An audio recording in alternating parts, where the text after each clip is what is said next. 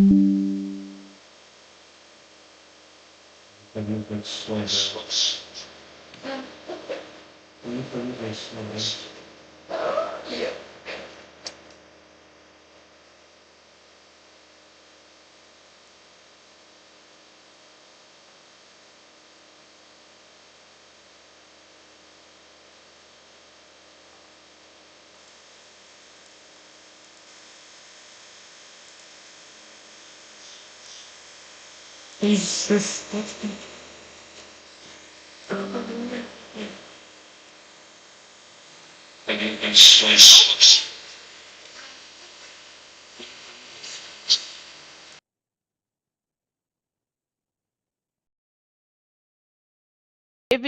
evening, colleagues, and welcome to the 2024 Intern Tutor Workshop. On the other side of the mic is Resubmission, and I am going to welcome you to this session. And so you are welcome to ask questions, but the Q&A function on your Teams or the comment section, if you're joining us on YouTube or Facebook, you can use that throughout the workshop. We will only answer you at the end of the workshop. The session is 3 hours. Please stay until the end to get all the information that you need firsthand, and you can be able to ask clarity-seeking questions.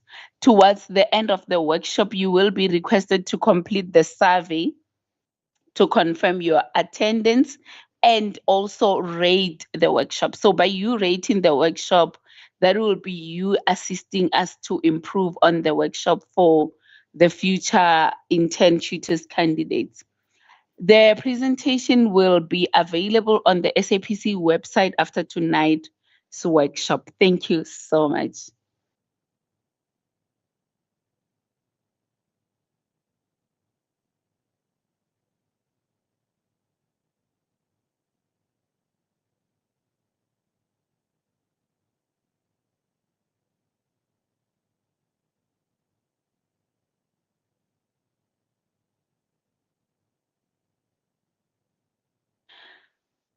Colleagues, as I've already welcomed you, the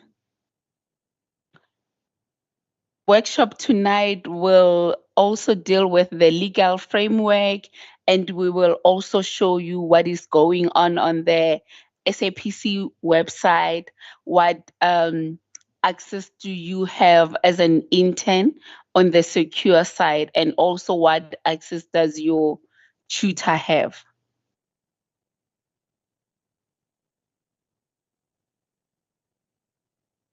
So in a way, we can safely say that internship is the 5th year of BFAM. And by so saying, we are encouraging you to give it your all. Make sure that you prioritize your CPDs.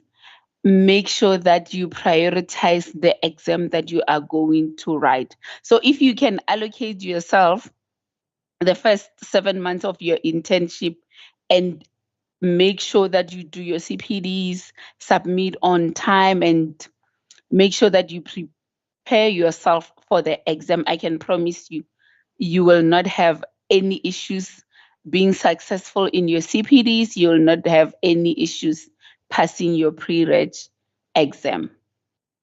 So as a pharmacy graduate, you have passed the most difficult years of university. I mean, those 4 years of BPharm are the most difficult years of one's studying lives. And now it is your opportunity to apply the knowledge and the skills that you have acquired from all those study years at the School of Pharmacy, and you are now going to be given a chance to display your skills, given a chance to learn extra skills under the direct supervision of a pharmacist. So our program for tonight will be the welcome by me that I have already done. And you're going to get the introduction to the pre-registration year also by Bryce. And after that, we're going to have one of our assessors or the moderators taking you through the evaluation of your CPD portfolio. And we will have a 10-minute body break where we can stretch, and then we will come back, and then we will go through the portfolio again. And then from 8:30, then we will do the question and answer session, and then we can have closure. So what we're going to deal with today is the legal framework. This is what regulations, which act, what rules governing the pharmacy profession are governing the internship, what is empowering you as an intern. And then we will also deal with the pre-registration evaluation. And then we will show you the intern page on the SAPC website. This will show you the annual declaration that you need to do. It will show you how to submit your CPDs. It will show you where to find your assessment feedback, and also how you can make queries. We will also deal with what is it that delays release from internship. We will do the CPD reassessments, appeals, and consultation procedures. And also, as an intern, and I think you knew this from when you were doing your first year, that as a BPharm student, you are a registered person, therefore you are a professional, and the professional conduct that is governing the pharmacy student, that is governing the pharmacy interns, is continuing to govern you for the rest of your practicing years. So we will also deal with what is it that will happen to you if you break the contract. And then we will show you the competency statistics of the CPDs for the interns that did their CPDs last year. Applying for community service, we will go through that. What is it that you will need to do? And then also we will show you how you can be in touch with the Pharmacy Council. And I'm assuming and hoping that all of the interns that have started already with their internship are already registered with council and have received their certificates, which are available online. And those that have not yet started, that you know where to go on the platform to register yourself, and that is what is it that you need to do in order for you to get registered. So you need to make sure that the premises that you are doing your internship at are approved for the duration of your internship. So make sure that the premise approval is not expiring next week, not in June, not in October, but it's expiring when you are done with your internship. Because if not so, then you are going to have problems.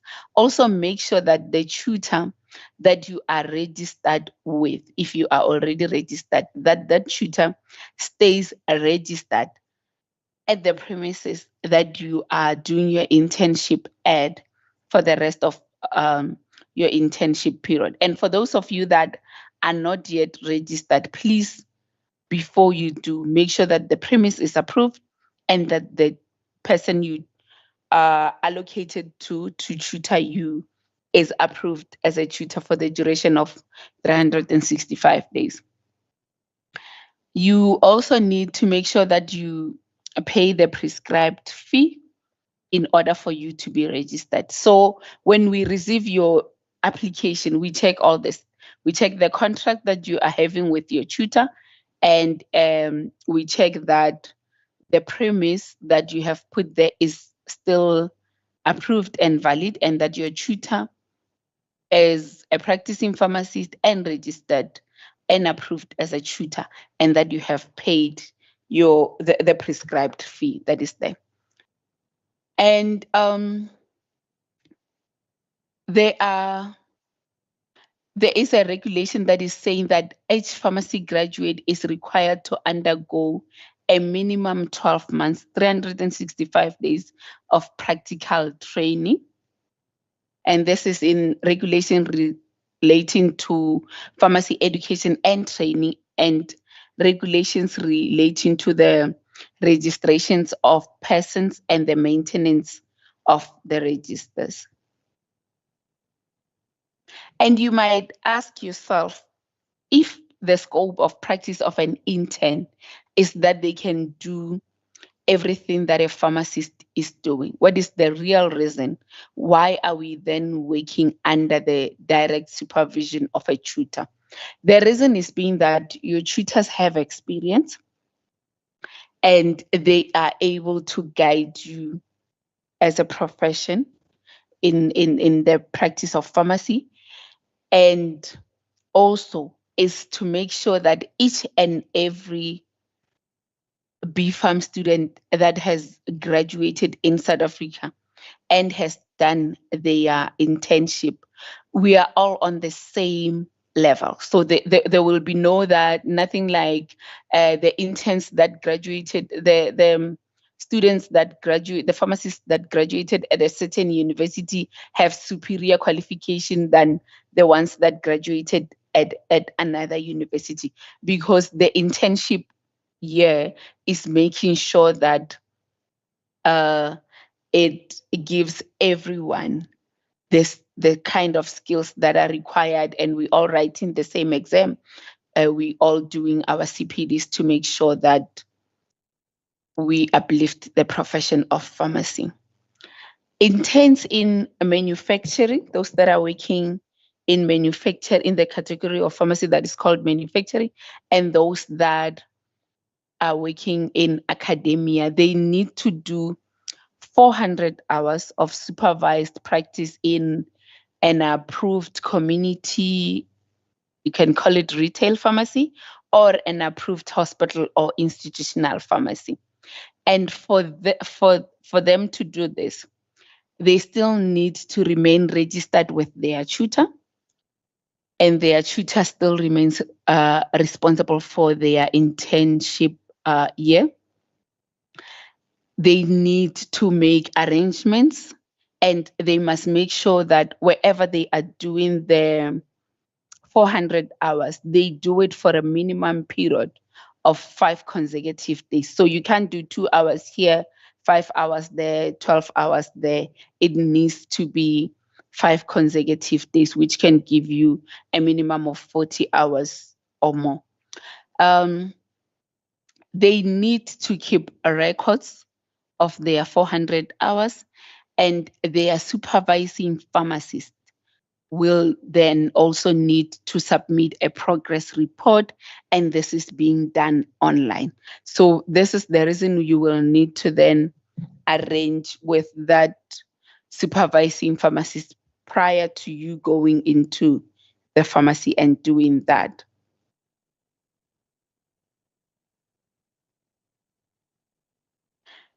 There is scission of contract. By all means, I will not encourage you to do scission of contract unless there is really propelling reasons, but you can do it.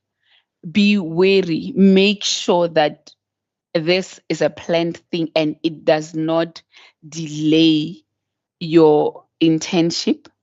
You will need to make sure that you give us a new contract that has a tutor and the premise that are approved again. And the scission of contract also has a fee. So you submit that online.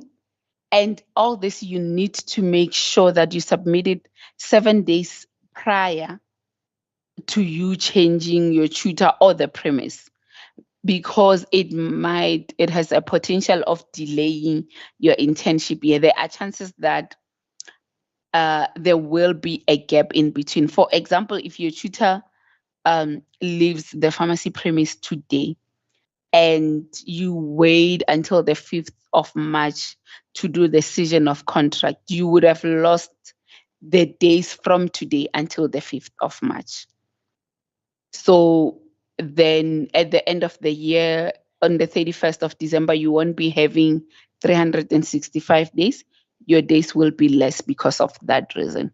So please just make sure that if you really, really need to do it, you do it on time and make sure that it's done and you have the new certificate on you. So as a rule of law, we make sure that the premises and the tutor that you will be moving to are also approved by council. Pre-registration evaluation, I've been saying 365 days. So on our side, on our system has an auto calculator. So from the day that you are registered, it starts calculating. And there is no way that we will release you from your internship if you didn't complete your 365 days. You need to write the pre-registration exam and be successful in it. There are many chances to that if you are not yet ready to pass it the first time. You need to do the CPD portfolio and be successful in it. And your tutor needs to submit the progress report. And as I was saying that this is more the BFAM 5th year, it requires commitment. It requires courage. It requires you to be dedicated to your work. So make sure that you study, make sure that you do your portfolio, make sure that you impress your tutor so that your tutor can have the energy and the courage to complete your progress reports on time. So for the examination is an open book. And as a graduate, you know that open books are the most difficult exams if you are not prepared. So you still need to be prepared. For that is 120 questions, and each question counts for 1 mark. We do not do negative marking, which is a good thing. And then there are questions that are general practice questions. These are questions that as an intern, you will be encountering on a daily work basis when you go to work. And then there are 30% is calculations. So make sure that you prepare yourself so that you can be able to pass. So on the general questions, you need to get a pass mark of 50%. And on the calculations, it's 60% that you need to pass in order for us to say that you are successful in your exam.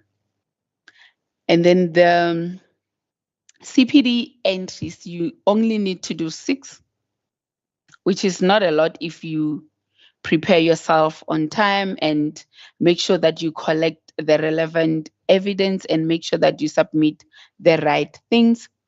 And then the assessment, the results are released as per the schedule published on your intern tutor manual.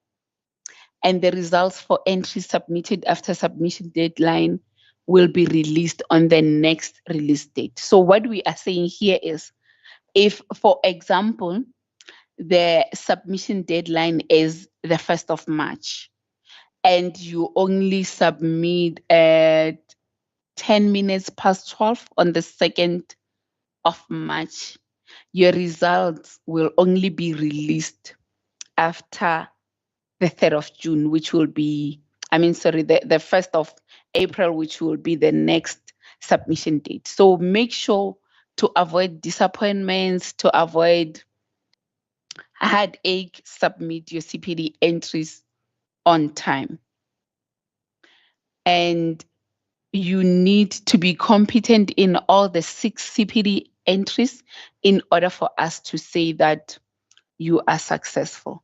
And if you're not competent, you are allowed to then submit. We will discuss this when we do the evaluation slides. And then the interns that are in institutional or community pharmacies, these are your hospital and retail pharmacies, needs to submit 7 progress reports. The interns that are in manufacturing submits 9 progress reports and a declaration of the 400 hours. So the reports are submitted by your tutors, and those in manufacturing, it will be your tutor and the supervising pharmacist at the other place that you do your 400 hours. And the interns in academia will need to submit or get their tutors and supervisor to submit 3 reports and the declaration of 400 hours. And for the interns in academia, you need to actually get that master's that you said you are going to do. So you can be in academia for a whole year, 365 days, pass your pre-registration exam, be successful in your CPD entries, and expect council to release you if you do not have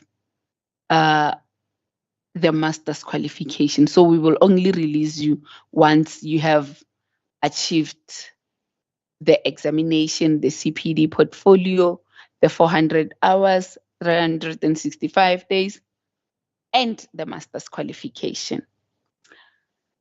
And you also, the reason I said you need to be respectful, you need to be courageous, you need to be dedicated to what you are going to do is that the reports from your tutors needs to be favorable. So you can be that troublesome intern that gets to work late, leaves early, or just doesn't go to work and expect to be released on time. And these are the deadlines for submission of your CPD portfolio. And as I've explained, please make sure that you do not miss the submission deadline. You can submit early. You can submit today for the 1st of March assessments. But if you submit late, then you're going to be inconvenienced, because if they assess you and you are not successful, then you don't have plenty time to submit again and get assessed before the exam, and you might not qualify to write the exam. So those are the dates, and as we are requesting, please make sure that you submit on time.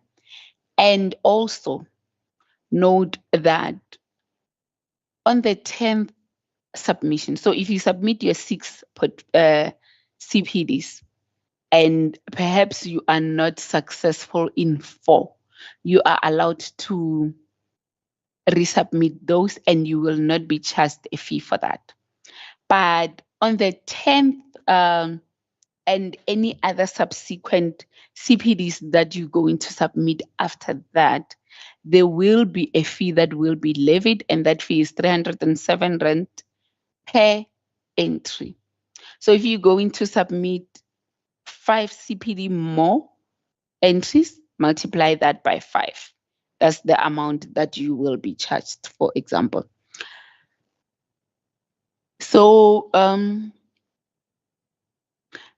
in case you have submitted your entries, you were assessed, and you are not happy with the assessment, council has an appeals policy, and you will have 1 calendar month for you to submit your appeal. So if you're not happy with anything, then you can submit to us that you are not happy, and then we can do something about it if you have submitted your appeal after the calendar month. But if then it's 2 calendar months later, we are not going to do anything about that. Entries must be submitted by 12 p.m. on the last date of submission. And if you submit after that time, they will only be assessed on the next submission cycle. Interns are advised to submit 6 CPD entries within the first 6 months of registration. This is why I have requested you to make sure that you allocate the first 6 months of internship to just put your mind to it and just say, this is my BPharm 5th year and I'm giving it my all. Entries submitted after the 27th of November will only be assessed in January of 2025. So please, if you are an intern and you were registered on the 1st of January of 2024, and you really like to be released by the 31st of December of 2024, make sure that all your CPD entries are submitted by the 26th of November to avoid any disappointments. Because then if you do after that, we're going to assess them, but only in the next year.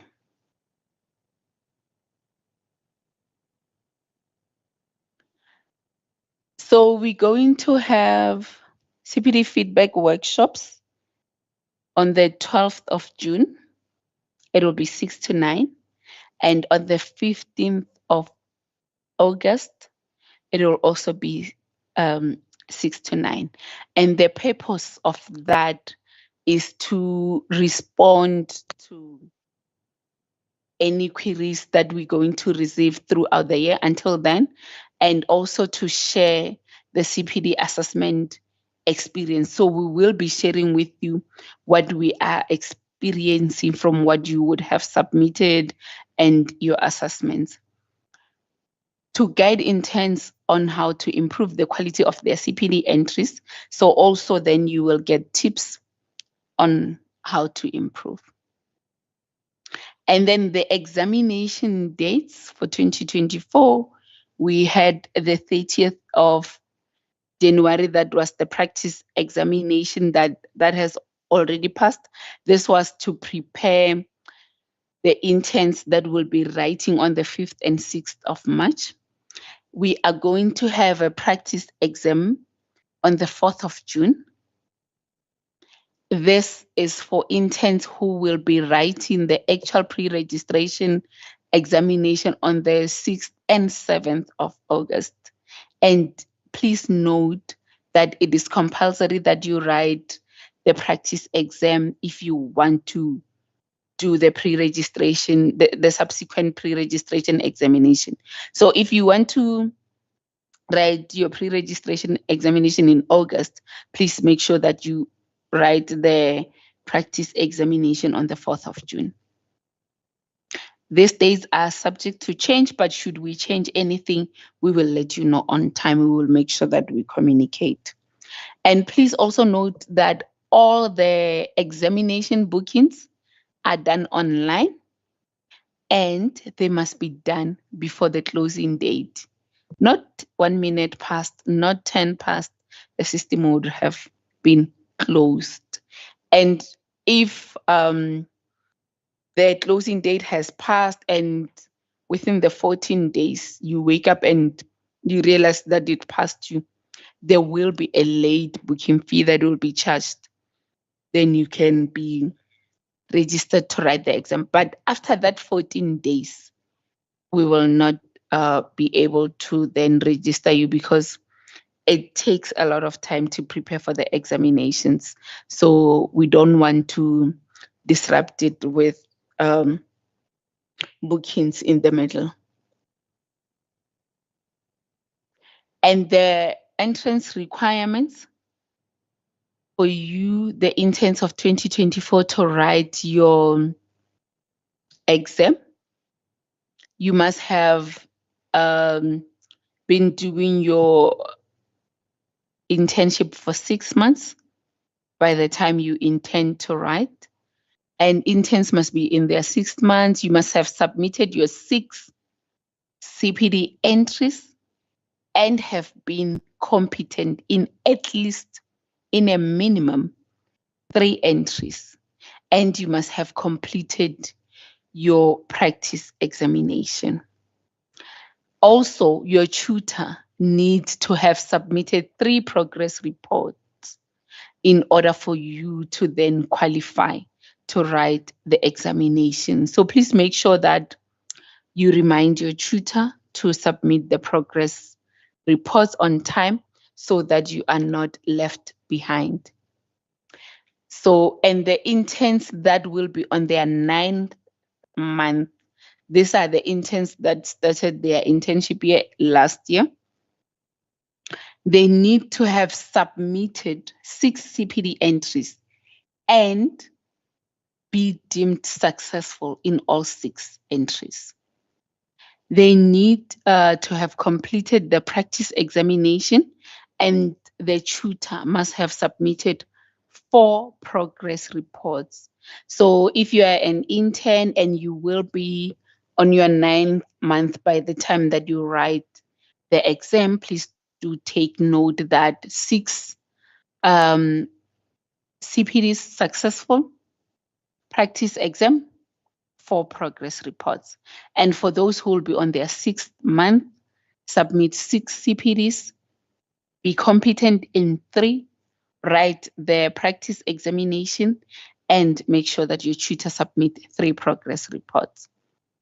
And those who will be writing the pre-reg examination for the 2nd, 3rd, 4th, 5th, or however many time, they must be successful in all 6 CPD entries to be allowed to sit in the re-examination. So you will not be allowed to then sit in the examination if you are not competent in all your 6 CPD entries. So this is, for example, if in August you are writing and you were successful in your 3 entries, had submitted 6, maybe you were not yet successful in the other 3, you will not be, if you fail the August exam and want to write the subsequent exam, you will not be allowed to write if you had not resubmitted the other 3 entries and be successful in them. And also note that your tutors will have access to your overall results. So your tutor will know that you need to write the practice exam. They will know that you have submitted your CPD entries and that you are either successful or not yet successful in them. They will know that you are writing your pre-registration examination, and they will know if you had failed or if you had passed. So this is the SAPC website. And these are the intern pages. You find them under registered persons. So you on the normal website, before you even click in, under registered persons, you will find the manual where it says manual, and then when you click that, the manual will open for you and you will be able to download it. And you're also able to log in here under the pharmacist intern tab. And once you are logged in, this is how your dashboard will look like. So it'll show here on the left-hand side, CPDs, it'll show you the manuals. So you'll have access to the manuals here as well. It'll show you your progress, and it allows you also to log out. On the right-hand side, it shows you your finances here, whether you owe us or you have more money with us. And then the applications, the letters and certificates. For those of you who were registered, you will find your certificates here and other communications. And then here is the pre-registration examinations. Contact, this is, you click here if you need to contact us progress reports, workshops, and telecommunication. And then once you click on the CPD dashboard, you will then be prompted to complete your annual declaration, because you will not be allowed to submit your CPD activities if you didn't submit your annual declaration first.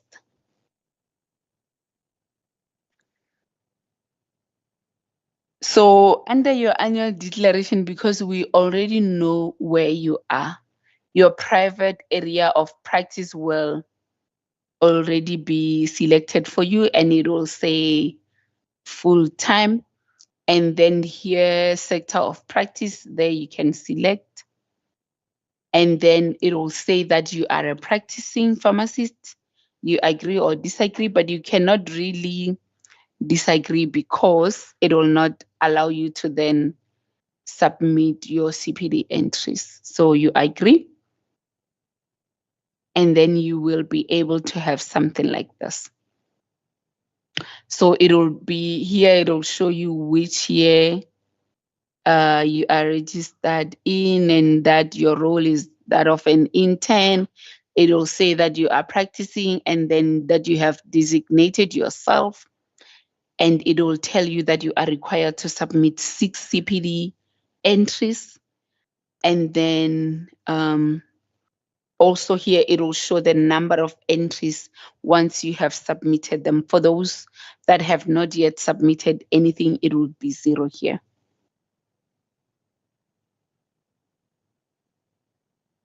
And then if you make the mistake of saying that you disagree, it will then put a no here.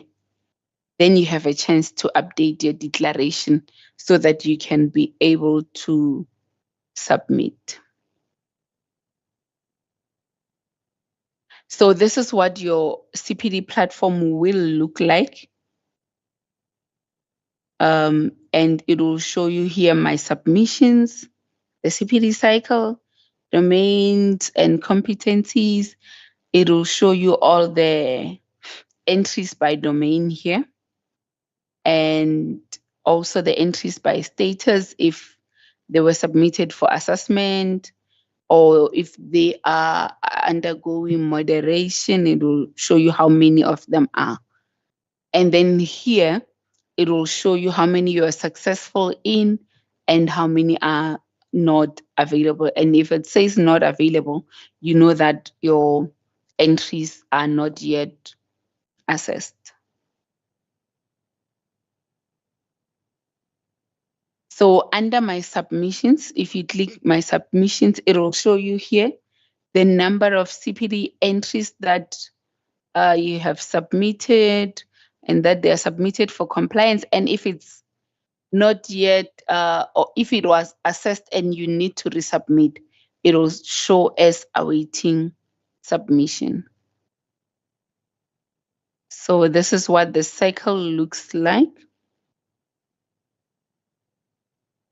And then the domains, we have 6 domains, and these are the very same domains that you will be doing next year should you be successful in your internship and you're doing your community surveys, or once you become a pharmacist, it will be the same domains. These are public health, safe and rational use of medicines and medical devices, supply of medicines and medical devices, organization and management skills, professional and personal practice, education, research, and critical analysis. In 10 pages, so under registered persons, under the pharmacist intern, there is where you will be able to see what are the domains, what is it that they mean, and also you will find there access to the CPD activity submission. So once you have submitted your entries and they were assessed, this is how you will view the results. So there will be where if you are unsuccessful, it will show as awaiting submission. It will tell you here that under the assessment status that you are not yet successful, and you are able to go here to the report to download the report and be able to see what the assessor is saying. Follow the comments that the assessor will be saying in order for you to be successful for the next one. And then if your entry was successful, it will say submitted for compliance, and it will show here that it was successful, and also you are able to view the report. So this is the continuing slide for the intern CPD results. And it shows there still that it will say if it's successful, it will say submitted for compliance. It will show that it's successful and you will have access to the report. What delays the release from internship? I cannot stress enough that should you submit your CPD entries after the 27th of November, you will then not be assessed in 2024. You will only be assessed in 2025. So that will delay you if you need to be released by December of 2024. So please make sure that you submit on time, you submit within the speculated time frames. And also, if you are not successful in all your 6 CPD entries, we will not release you. Should you fail the pre-registration examination, we will still not release you.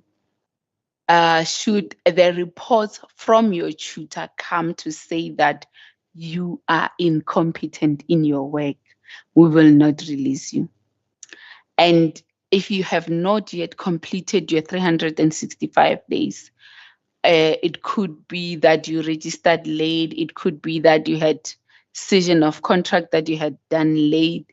It could be that you dropped out during the course of the 365 days. We will not release you. Please do make sure that you submit your entries on time. We really cannot stress this enough. And a lot of times we do get queries from internships who will be saying, can you please mark my entries so that I can be able to be placed for ComServe? We do know that you need to be placed for ComServe. That is hence we are encouraging you now to make sure that you do your things on time. You avoid a whole lot of stress should you do your things on time. There will be no reason for you to be requesting to be released. And we will also receive an email from somebody saying, good day, I hope this finds you well. I'm writing to just find out when the next CPD results will be released, as I submitted last year, and I'm worried that they may stop me from getting released for my community service if I do not get my results soon. Thank you for your time. And this emails usually comes on the 2nd, the 3rd, the 4th of January, because that person would have submitted after that 27th of November. So please make sure that you do your things on time. Another one has said, is there no way I can please request an exception to be made for me as well, seeing that I'm desperate to start as soon as possible to avoid sitting without a job for more than a month? If you don't do your things on time, you are going to sit without a job, and even possibly for longer, because should that CPD entry come back to say you are not yet competent, it means you will need to resubmit and you will need to wait for the tutor to assess. So please just make sure that you are competent and on time. and someone will be saying, can my outstanding CPDs please be marked faster in order for me to keep my position for community service as they are waiting for me to become available? We will not do anything faster. The only CPDs that we are going to mark faster are the CPDs that are submitted within the timelines that we have provided, and are the CPDs that will be submitted before the 27th of November.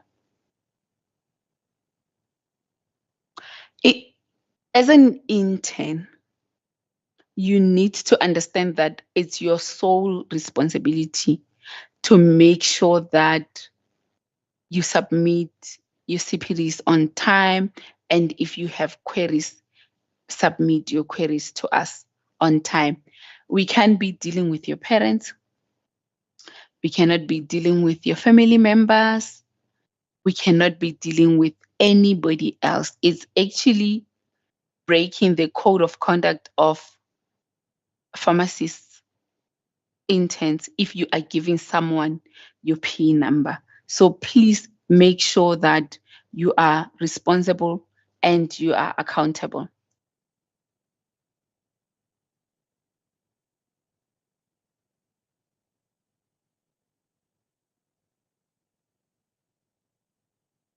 CPD reassessments, appeals, interns, assessors, consulting procedures, reassessment of CPD entries and appeal procedures. So if you need to appeal anything, you must submit a written request to council, as I've said, within 1 calendar month from the date of the notification of results. Pay a non-refundable fee as determined by council. Your results will be communicated within 14 days of receipt of the moderator's results. Should the intern not be satisfied with the reassessment or the reanalysis, they may initiate an appeal process in terms of the council's appeal policy. The appeal policy is available to you on the website. Communication between the intern and the assessor or the moderator will be facilitated by the Office of the Registrar. So should you need to communicate to your assessor or the moderator, please write to us by the channels that we will provide you at the end of this presentation, and we will be able to facilitate that. You cannot in any way write to us and request the cell phone number of your assessor or the moderator or their physical address to be in direct contact with them. It does not work like that. The intern may only use the email address provided and will not be allowed to call, SMS, or WhatsApp any assessor.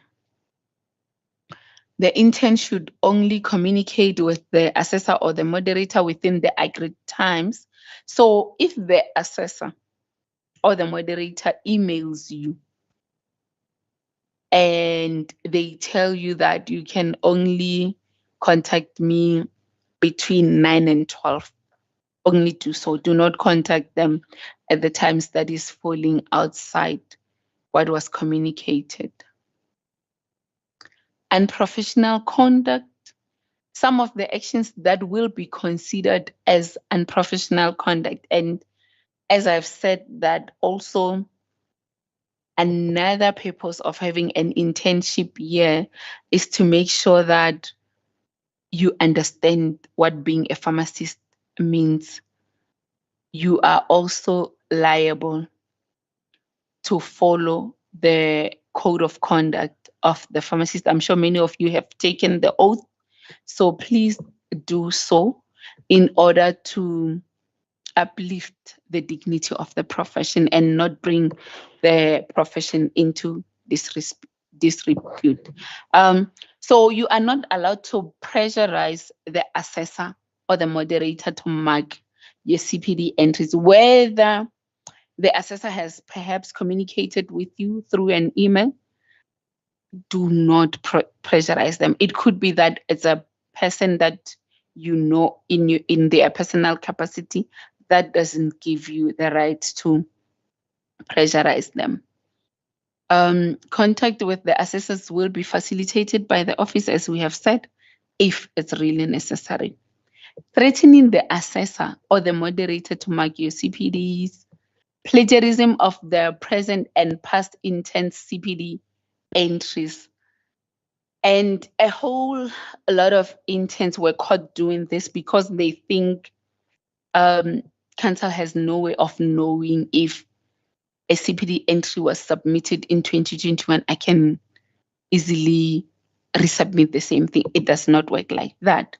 We have ways of detecting if you are resubmitting someone else's work, or if the work that you are submitting has been plagiarized. So make sure that the work that you are submitting is yours, it is relevant, and it is work that was done within your 365 days.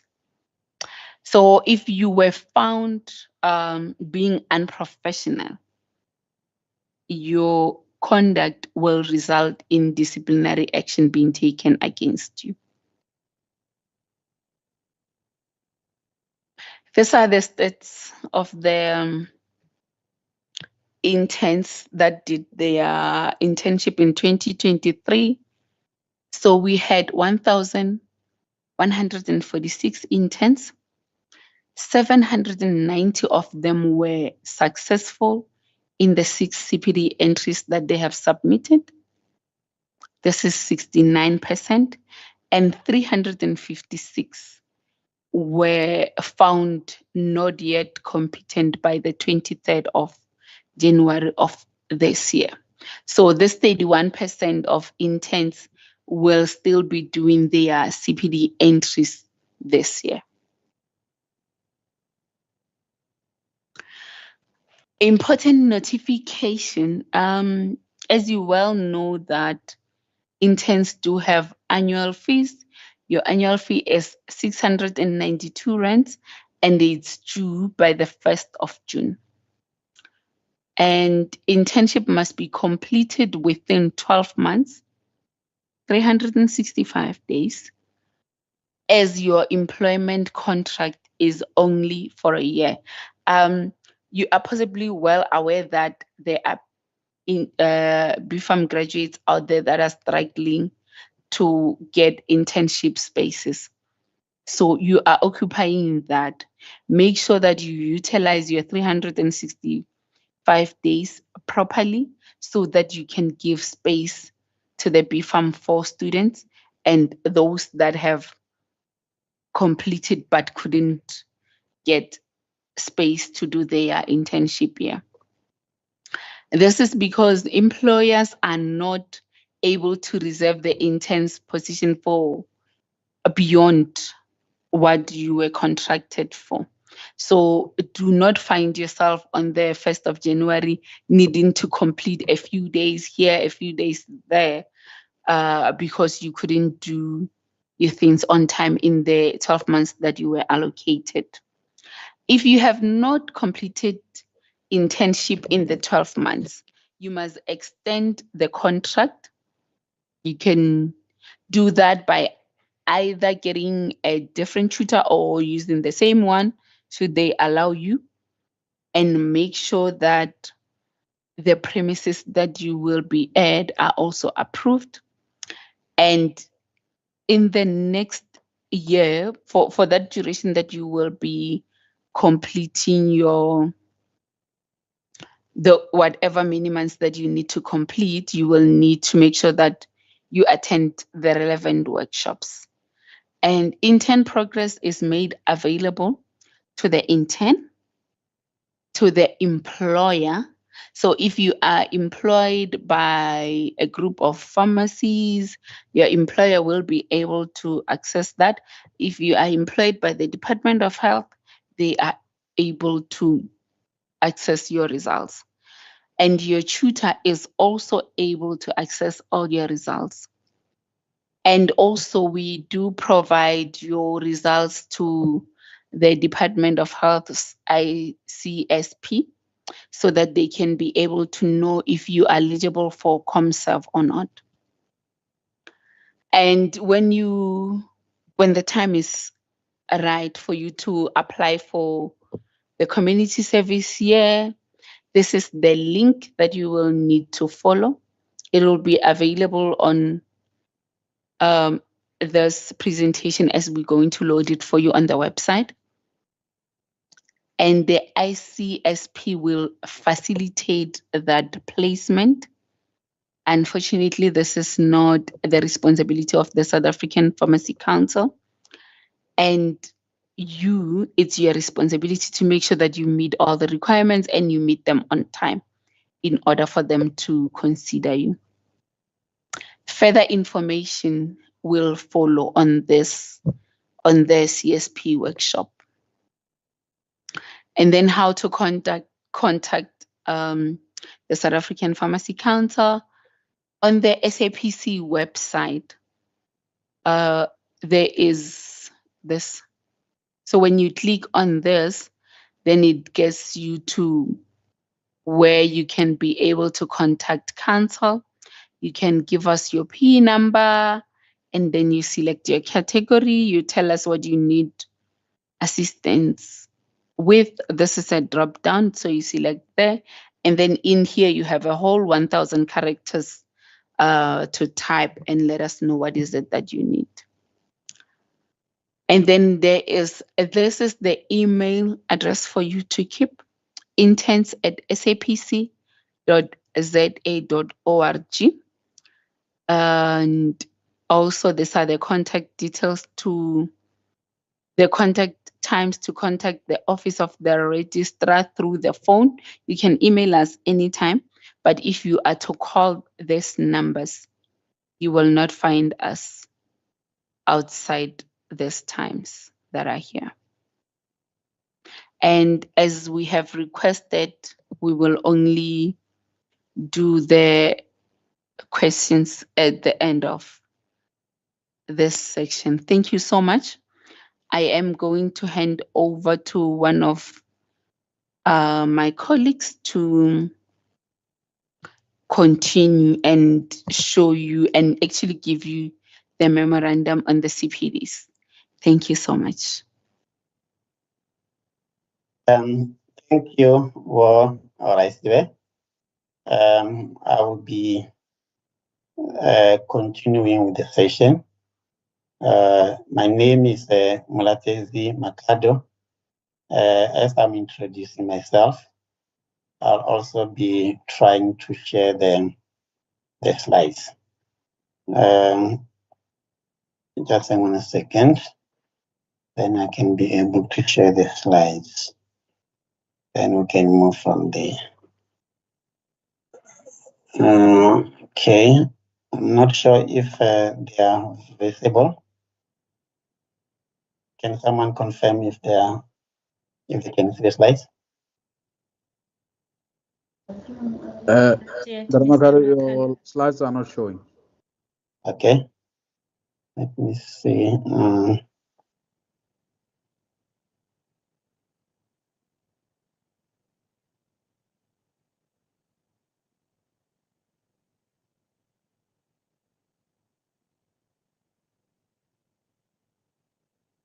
And then now.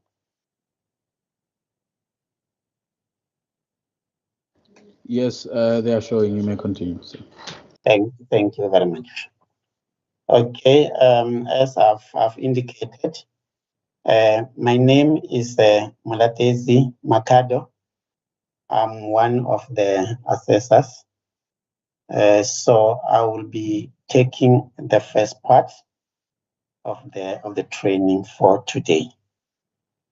The outline of the whole session for today comprises of the competency standards. This is where we'll take you through on domain selection, the competency standard, and then we'll also cover the CPD, where the items will be the CPD cycle, assessment criteria, the evidence and as well as giving you some of the examples. We'll also talk about the assessment, where we'll cover the feedback from the assessor and also the reassessment. And then the other items, as you see, professionalism, confidentiality, and some of the challenges CS, then we'll give you some guidelines. And lastly, the role of the tutor. Now, as the first slide maybe to share with you, in addition to what I see has been telling you. So now here, as you go to your CPD, it is important that you get to know the resources that you need to be aware of. For example, the 2024 Intern and Tutor Manual is available from the Pharmacy Council website. I think what I said did show you a little bit. And then this tutor manual includes the criteria for the assessment. Remember, as you do your CPD, assessors will be assessing you on what you have written. So for you to understand what the criteria for assessment are, I think you need to refer to your CPD manual, and that information is available from page 34 to page 36 of the 2024 Intern Tutor Manual. When you go through that, I think it will tell you, although we are still going to reflect on it, it will tell you exactly what are the criteria, and if you can follow those criteria as they are outlined in those 3 pages, I think you won't have some challenges because you will have covered everything that is in there. There's also a checklist for CPD Portfolio, which is available on page number 40 to 41. The checklist is covering all the 4 stages of the CPD cycle. They will tell you what you need to check under reflection, under planning. For example, if under planning, you need to talk about the resources that you have used. It will tell you as part of the checklist that did you include the reference material, whatever we saw. That's the checklist, again, to help you fine-tune or do your CPD properly. There are competency standards which are available from page number 61 to page number 84. This is where you will get more detailed information about competency standards coming from different domains. So I think you can read that so that before you can start submitting your CPD, you will have a clear understanding on which competency standard is talking to whatever. And then if you understand that, then it will be easier for you. The other resources, it may include the tutor and the Pharmacy Council website. Right. In terms of the CPD terminology used, I think when you read the Intern Tutor Manual, you will quite often see the word domain, the word competency standard, and the behavior statement. So those are the CPD terminology that you need to make yourself familiar with. As an example, I'll briefly talk about the competency framework example. So in this example, we show that each domain has multiple competency standards, because here we are showing you info from domain 2. As you can see, it is safe and rational use of medicines and medical devices. So basically, we are showing you that in each domain, There are multiple competency standards, as you can see in this example, a competency 2.1, 2.2, and there are many others up to 2.8 for domain number 2. Each competency standard has a different number of behavior statements. I think you can see under competency standard 2.1, there are behavioral statements that we often refer to BS. So there could be from A to H, or there are some examples, instances where you may have only one BS.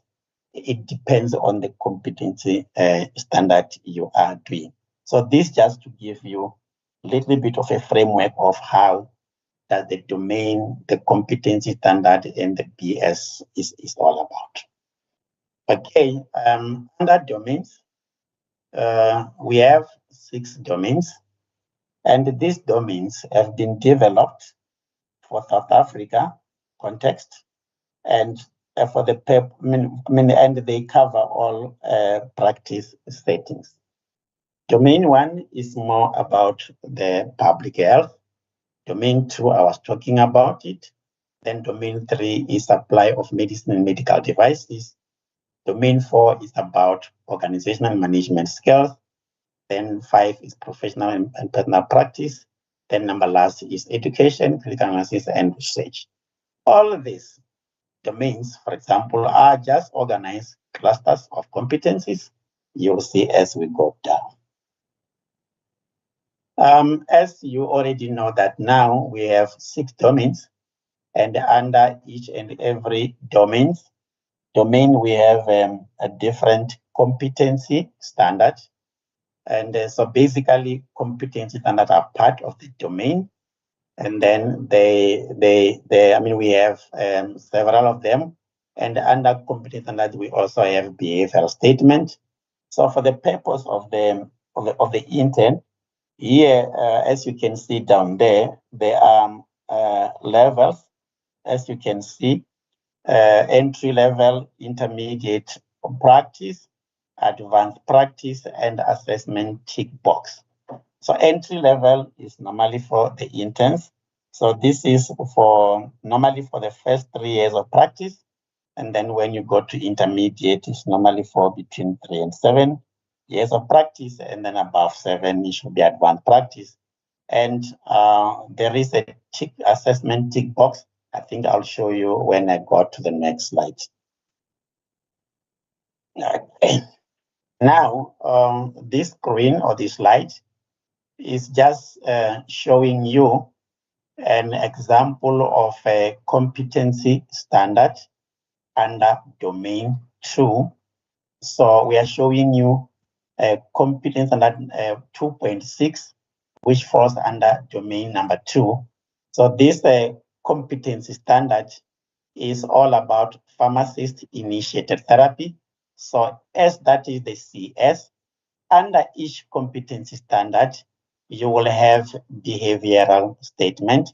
As you can see, in this particular competency standard, we have 4 BS, which is A, B, C, and D.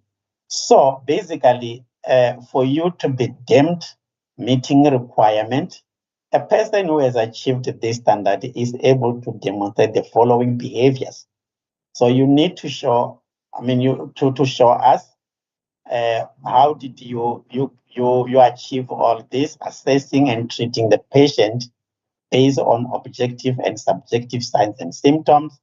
You need to show us about the discussing the use of appropriate medicines and obtaining consensus, which my colleagues will cover this in detail, as well as documenting an intervention. So those are the BS that comes with a competency standard 2.6, which is a pharmacist-initiated therapy. As you can see down there, there is assessment, tick appropriate box. Does this standard form part of my current practical pharmacy? Then this is the tick box I was referring to in the previous slide. If yes, whatever way, then you can continue. Again, this slide is not different from the previous one. The only difference here is that we are trying to show you the domain together with the competency standards, together with the PS. As you can see, domain there, domain 2, it is saying safe and rational use of medicines. And then does this domain apply to me, to you? Then you can go through the introduction, whatever way. And then on the right, you can see all the competencies that falls under domain number 2, which are patient consultation, patient counseling down the line. So as an intern, when you do your CPD, you'll choose one of the 8 and then be able to submit. I think my colleagues will tell you the how, and which ones you are more likely maybe, or most interns normally choose. I think they will cover that in the next slides. And then, as I've already indicated at the bottom, you can see that we are also displaying the behavior statement. So basically here we're showing all in one, the domain, the competencies, and an example of CS 2.6, which is their behavioral statement. Okay, now the question is, what is CPD? CPD is defined as the process by which registered persons maintain and enhance their competence throughout the professional careers. It encompasses a range of activities, including continuing education and supplementary training. CPD enables registered persons to develop in their area of practice and demonstrate competence. So it's basically a cyclical activity, as you can see on the right. Right. But when we talk about CPD, what are the elements under the CPD that you need to go through? There are 4 elements in there. The first one is a reflection. The second one is after defining learning need under reflection, then you'll go to planning, which is element number 2. Then number 3, it will be implementation, where you'll be describing what you have done, how you have done it, including maybe providing evidence. And then the last one is evaluation. So all those need to be met, but I will soon shortly go into each one of them, giving you more detailed information. Right, before we can get detailed information in any of the 4, I would like to indicate to you that assessment of CPD phases, we normally, we have a scale of 0 to 3, although there's 1 or 2 that is having 0 and 1. But in most cases, the scale is from 0 to 3. And you'll get to know when do you get 0, when do you get 1, and when do you get 3. 3 is basically meeting all the requirements. We'll explain this as we go down. To earn 3 marks, as I've said, all requirements must be met. So you need to follow the assessment criteria, as I've indicated to you that this criteria, like what I said, we are just giving you the memorandum. So all the criteria are included in your manual. So there's nothing to hide. If you go through, you know what you need to do. And if you adhere to that, you shouldn't be having any problem in getting all your CPDs meeting the requirement. In addition, remember when you write, when you respond to this, or when you submit your CPD, remember that you must have used an appropriately professional communication style. By that, we mean we need you to have free of spelling and grammatical errors. So basically, you need to check your grammar, your spell check before you can submit, because I can tell you that interns do submit without even checking. So we are just reminding you to do spell check and to check for if whatever you have written is grammatically correct. You need to properly punctuate your words. And then in the event that you are going to use trade names, make sure that you capitalize. And we're just reminding you that as much as many programs will have spell check, we are working on that. At the moment, spell check and grammar are not auto-corrected, so you need to do that yourself. I think this is just to indicate to you on my right, on the blue box, 0, if it means you have not yet met the requirements, 1, partially met, 2, met, and then 3, fully met the requirement. Yeah, I think I've spoken about all these issues. I'll just go to the next slide. Now let me talk about step 1 of the CPD cycle, which is reflection. Under reflection, this is where you need to decide on an appropriate learning title. So the title should be relevant to what you want to learn. For example, if you are doing a domain 1, which is a promotion of wealth, so your title should be relevant to the domain or the competency standard. Don't simply copy the wording of the CS. I can tell you that in many occasions, we see interns just copying the CS as it is, or in some cases, they will copy the behavioral statement, they will make it a title. So if you do that, I think we have a response for you there, as you can see, bullet number 3. Verbatim copies of the wording, you are going to get the score of not yet meeting the requirements, which is going to be 0. The learning title must be unique and describe your case study. Whatever you want to do, so out of that, you should come up with your learning title. Okay, under reflection, maybe as I'm continuing, you should ask yourself, what do I need to learn? So when you write, you respond, the learning need that you'll be writing there, it should not be someone's learning need. It shouldn't be a patient's learning need. It should be your own learning need. And then how do I know that what I need to learn? You should answer that. What will I do with what I have learned? So those are the things that form part of the reflection and describe the learning need. How do you do that? Make it a personal reflection. For example, use the personal pronoun I. So that will indicate that this is your learning need. I want to learn about this. This was triggered by so and so, by what and what. So you will indicate that, but remember to use the personal pronoun I.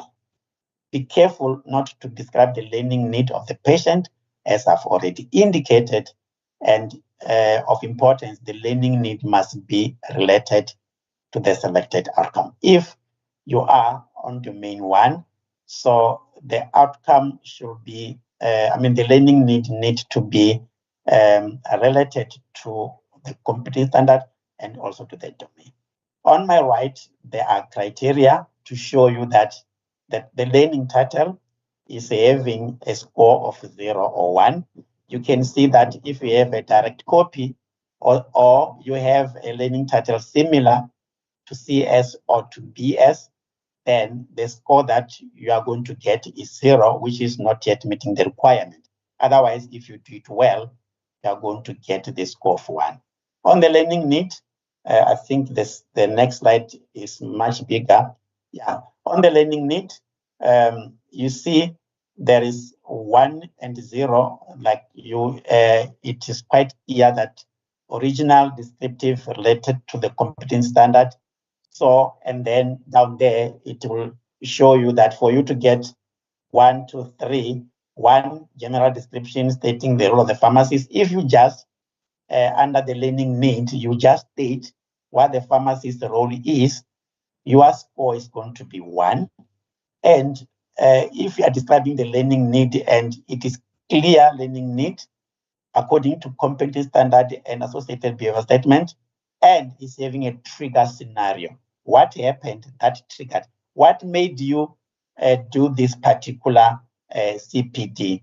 So if you mentioned that you have a clear learning need and you also include the trigger scenario, then you are going to get 2.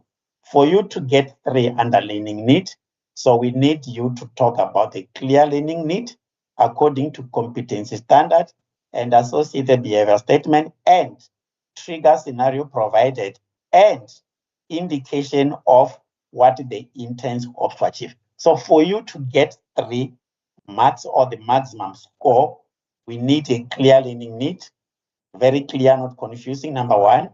Number 2, there should be a trigger scenario. And number 3, you need to indicate under learning need what you need to, so what you hope to achieve after completion. So I think this is something very simple to do because we are giving the memorandum. This criteria is also available in your manual, but I can tell you that many interns don't even write what they hope to achieve. So that is why they cannot get the maximum score of 3. I think I was trying to allude to that. I'll jump this one. I think after each and every step like reflection, there will be a reflection. For example, quickly under title, is the title short, is the title, yeah, whatever way, reflection, have I clearly stated what I need to know or learn? Have I stated? So basically, whatever I was trying to explain, we made it very simple for you here in a checklist, because if all the boxes here are ticked, then you shouldn't be having any problem in terms of meeting the requirements under reflection. Okay. The second step is planning. I'm just trying to, it's planning. Under planning, you need to tell us how exactly are you going to learn this. Basically, what are your options? You need to refer to the behavior statement and structure planning accordingly. Mention relevant resources. Many interns do not mention the resources here when you plan.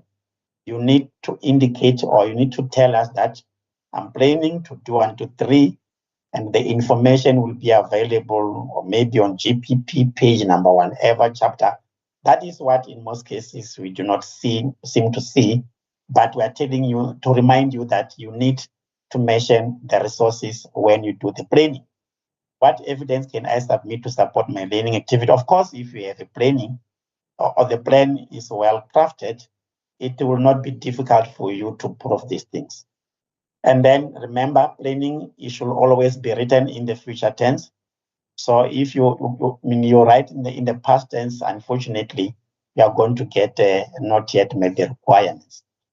On the right, don't only describe how you plan to proceed, but say what you are going to do, how you are going to do it, and why you are going to do things this way, as well as when you are going to do it. So we are basically trying to emphasize what you need to talk about when you are in the planning. So future tense include, cover the BS, and also indicate the resources that you are going to be using.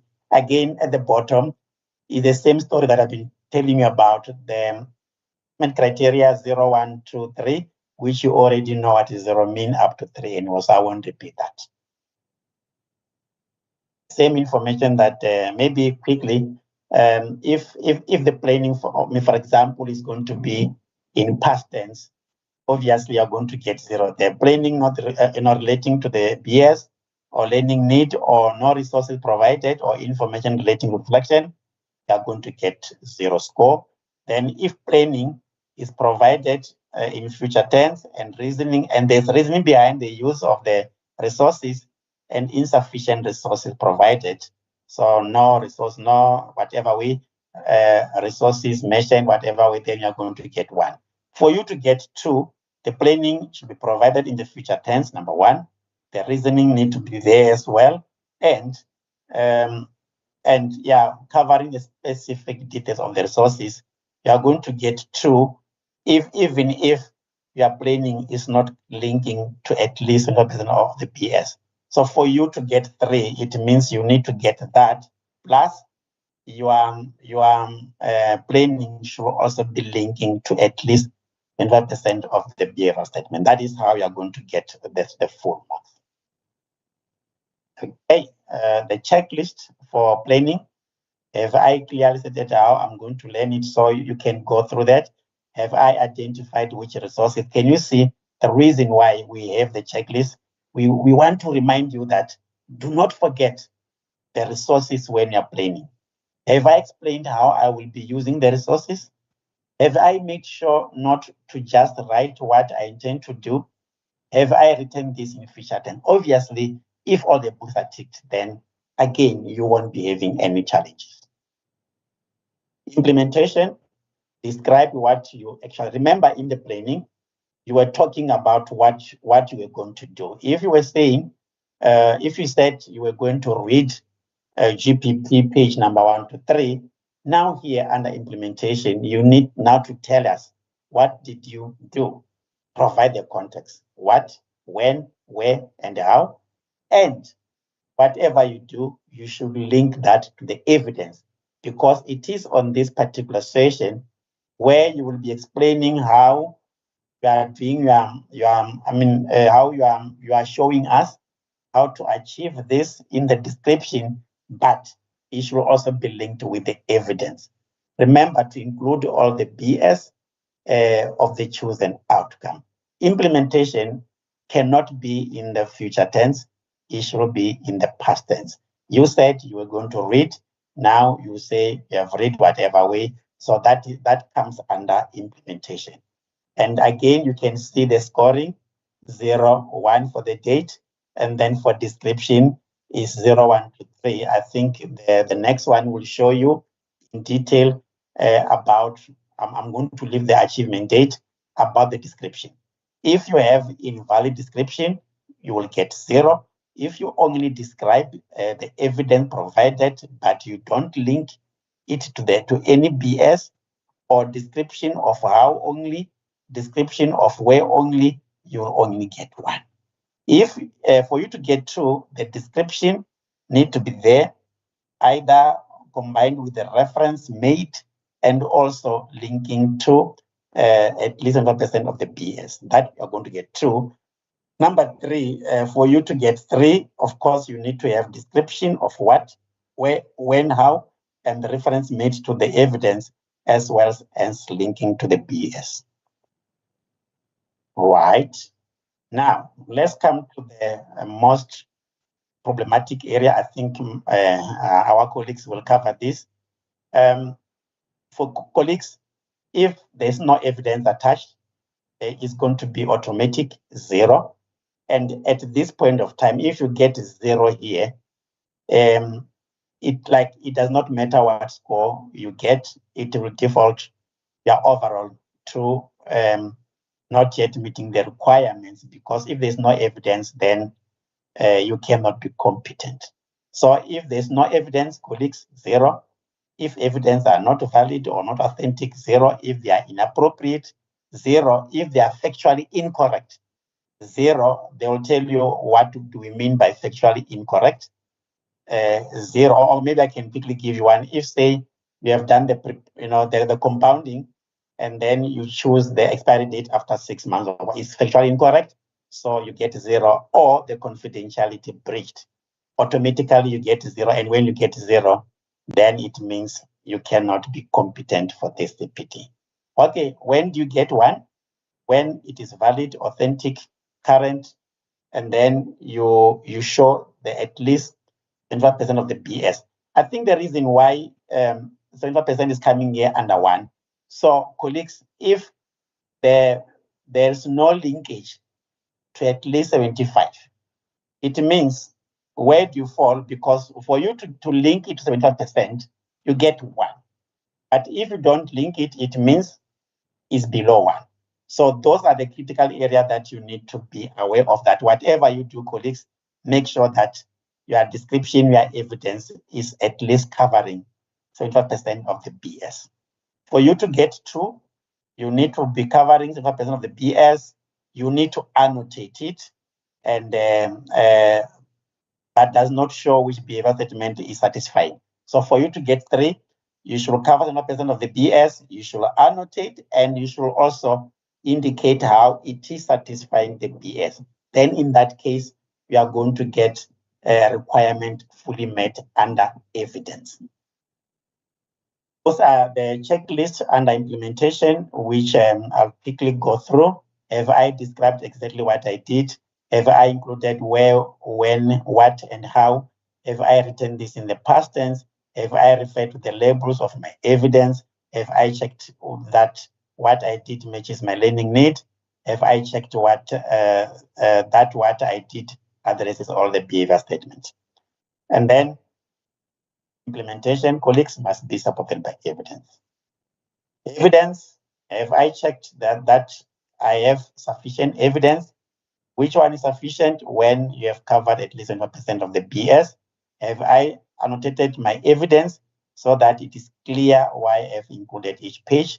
My colleagues will tell you more. Have I annotated my evidence with the behavioral statement? And does this match the BS statement mentioned under implementation? Is my evidence clear, readable, not loaded upside down as we see, loaded as a single file as we have seen? Have I made sure that all patient identifying details such as the name, surname, ID have been hidden for confidentiality? So those are the things that you need to check under evidence. Okay, let me go to the last step, which is evaluation. Under evaluation here, the focus is on 4 areas. I think I can quickly mention them. Learning outcome number 1, what have you learned? So we want you under evaluation to indicate very clearly what have you learned. Number 2, we want you to talk about the application. How have you subsequently used the acquired knowledge for this CPD? How have you applied that knowledge? And then number 3, the impact. How has your acquired knowledge changed the way you practice? Number 4, did you identify any further learning need? So for you to be able to get, I think for you to get full marks, 3, you should have covered all of them in your description under evaluation. Okay? And this is what I'm trying to talk about. If you mention one of the 4, you are going to get 0 scoring. If you mention a combination of 2, remember what you have learned, the application, the impact, and the future learning. So if you have a combination of any of the 2, you get 1. Combination of any of the 3, you get 2, and combination of all 4 of them, then you get the maximum mark. Evaluation, I think the evaluation is again repeating what you need to provide. Have I clearly stated what I've learned? That's the mark. Have I checked my learning matches my learning need and is relevant to the CS? Have I clearly described how this learning need has impacted on the way I've practiced? Have I given specific example of how I've applied this learning? And number last, have I clearly noted my future learning need? Then if you have all those 4, no doubt, full marks, 3. I think I'm getting towards the end of my presentation before I can hand over to my colleagues. Stepwise approach on to completing the CPD. You can see from the bottom up, you choose the domain, you select the competency standard, you read all the BS, you start your CPD cycle, you enter and submit online for tutor verification. The tutor verifies and submit online for assessment, and then you check for the feedback. Remember, complete your annual declaration first. Let me see. I think this is I'll pause after this slide. After choosing a competency standard, I think this just to remind you, check again that it is appropriate for your practice setting. Read all the behavior statement, decide on the appropriate and sufficient evidence, and follow through as you complete each phase of the CPD cycle. Make sure what you write is relevant to the chosen outcome. I thank you. Thank you, Mr. Makado, and thank you, Raisibe. Now we're going to take a 5 minutes break. Unfortunately, we have to reduce it because we are a bit behind schedule. The time is now 19 hours 38. So if we can come back at 19 hours 43 so that we can continue with our workshop. Thank you so much.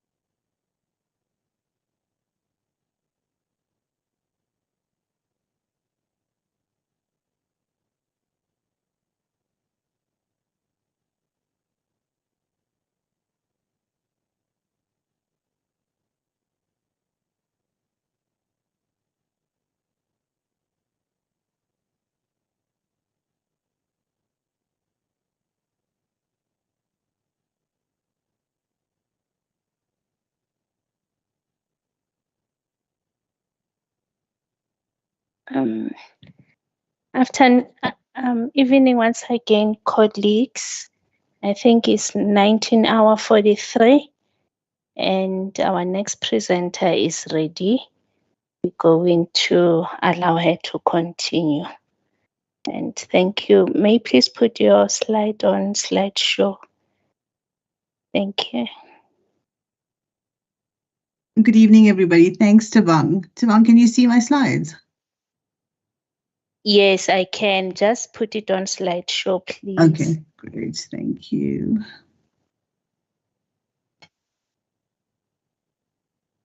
Good evening, everybody. Welcome to the Intern Workshop. My name is Professor Neelavani Padiachi from University of Witwatersrand. I'll be taking you through the next few slides.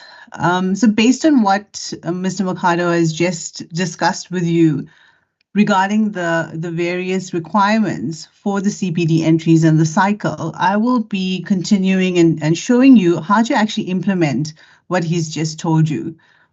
So the requirements for submitting a CPD, you require 6 CPD entries. You need 1 from each of the domains.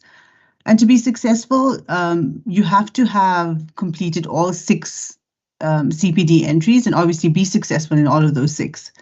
Do not submit all of the 6 entries at once. And the reason being is you need to provide yourself sufficient time through the year to go through the different exercises in your internship to be able to give you or guide you, or you can gauge as to which is the best scenario to suit that particular CPD entry that you want to provide to the assessors and moderators.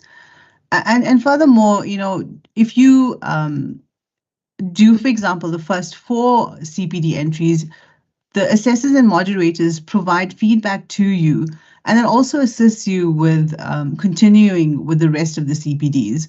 So it's advisable to try and do a few and then wait for feedback and then continue with the rest. For each domain, choose one of the competency standards. So there's a series of competency standards, as Mr. Mercado has just mentioned to you. So you do have to choose the one that is most appropriate based on the evidence or the experience that you've just had, and obviously providing sufficient evidence for that particular competency standard. So the behavioral statements are very important. So read very carefully through all of the behavioral statements, and you'll see the behavioral statements vary in terms of quantity. So you'd have, for example, a behavioral, a competency standard that has 1 to 3 behavioral statements, and then you'd have competency standards that have more than that, so 4 going all the way sometimes up to 9 behavioral statements. So if you have behavioral statements within a competency standard that is just from A, B, and C, that would mean you'd have to provide evidence for all 3 of those behavioral statements. So you need to provide 100% evidence. If you have more than 4 more behavioral statements, you'd have to provide evidence for at least 75% of those behavioral statements. And I'll discuss that a little bit more in detail as we proceed. For information on the behavioral statements, please consult your manual, and please make a note that the manual should be sourced from the Pharmacy Council website under the tab of interns. So make sure you choose the correct one when you're looking for the intern manual, but I'm sure you have it already. Each CPD entry must reflect your individual work. So as it's been mentioned and iterated quite a few times through the presentation, that all of the work must be yours. Please do not plagiarize, and we have come across many scenarios where students have plagiarized, so just be aware of that. There are absolutely no group activities that are acceptable, and I'll discuss this a little bit in more detail just now, but just keep or bear in mind that no group activities are acceptable. So the evidence criteria, evidence from my experience of assessing and moderating CPDs, this is one of the biggest failings of interns. So you may be competent in all of the other areas through the cycle. However, majority of the cases, we find that evidence is where interns fail the most. So in order for your evidence to be deemed as competent or successful, you must ensure that your evidence is annotated. it must be current, it must be valid, authentic, and it must be sufficient. So in terms of what does this actually mean? So when you're looking at your evidence and we're looking for annotated evidence, what it is, so it is a mechanism to give meaning to the evidence. And when I'm explaining it to my students, I always say to them, it's almost as if you are reading a story or providing a story to an individual where you provide pictures to relate to that story. So in order to, it's almost like a children's book, where everything that is mentioned within a children's book, you have pictures to be able to provide further meaning towards what you're actually saying. So for every piece of information that you are putting and every behavioral statement that you need to cover, depending on how many behavioral statements there are, you need to provide sufficient evidence and provide a story, basically, in picture form to be able to explain what you're trying to come across to the assessor and the moderator. Your evidence must be legible and easy to read. So if it's difficult to read, it becomes very frustrating for the assessor and the moderator. Make sure it's neat.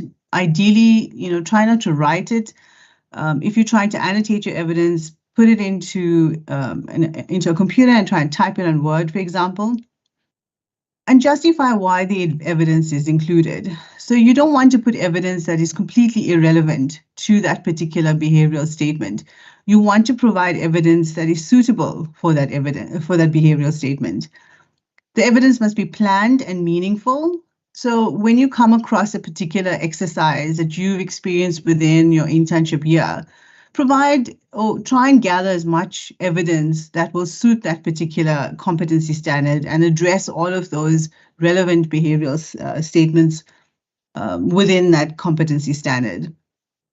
So meaningful meaning that it must align to that behavioral statement, and it must show how you've achieved that behavioral statement by providing evidence for it. Basically, we want to be able to see that you actually did conduct the exercise, and most importantly, you understand the meaning behind why you did what you did. It must provide links to the behavioral statements, and this is something that's a gaping hole within a lot of interns that submit evidence, is the lack of linking to the behavioral statements. So as I mentioned earlier, if there's three ABC in terms of behavioral statements within a competency standard, link each of those behavioral statements to the evidence you provided by saying, for example, 2.1A, and show that evidence, 2.1B, and show that evidence, just to keep it simple. So remember what evidence is not in terms of annotation. It's merely just not labels. So you can't just put in A, B, C, D, for example. It really becomes difficult for the assessor and the moderator to understand what are you referring to and what it means. What are those labels? What do those labels mean? Sometimes interns would provide a caption for that piece of evidence, but it doesn't relate to the behavioral statement. So everything that you put onto your evidence must link to your behavioral statement. And again, it's telling a story to the assessor and the moderator.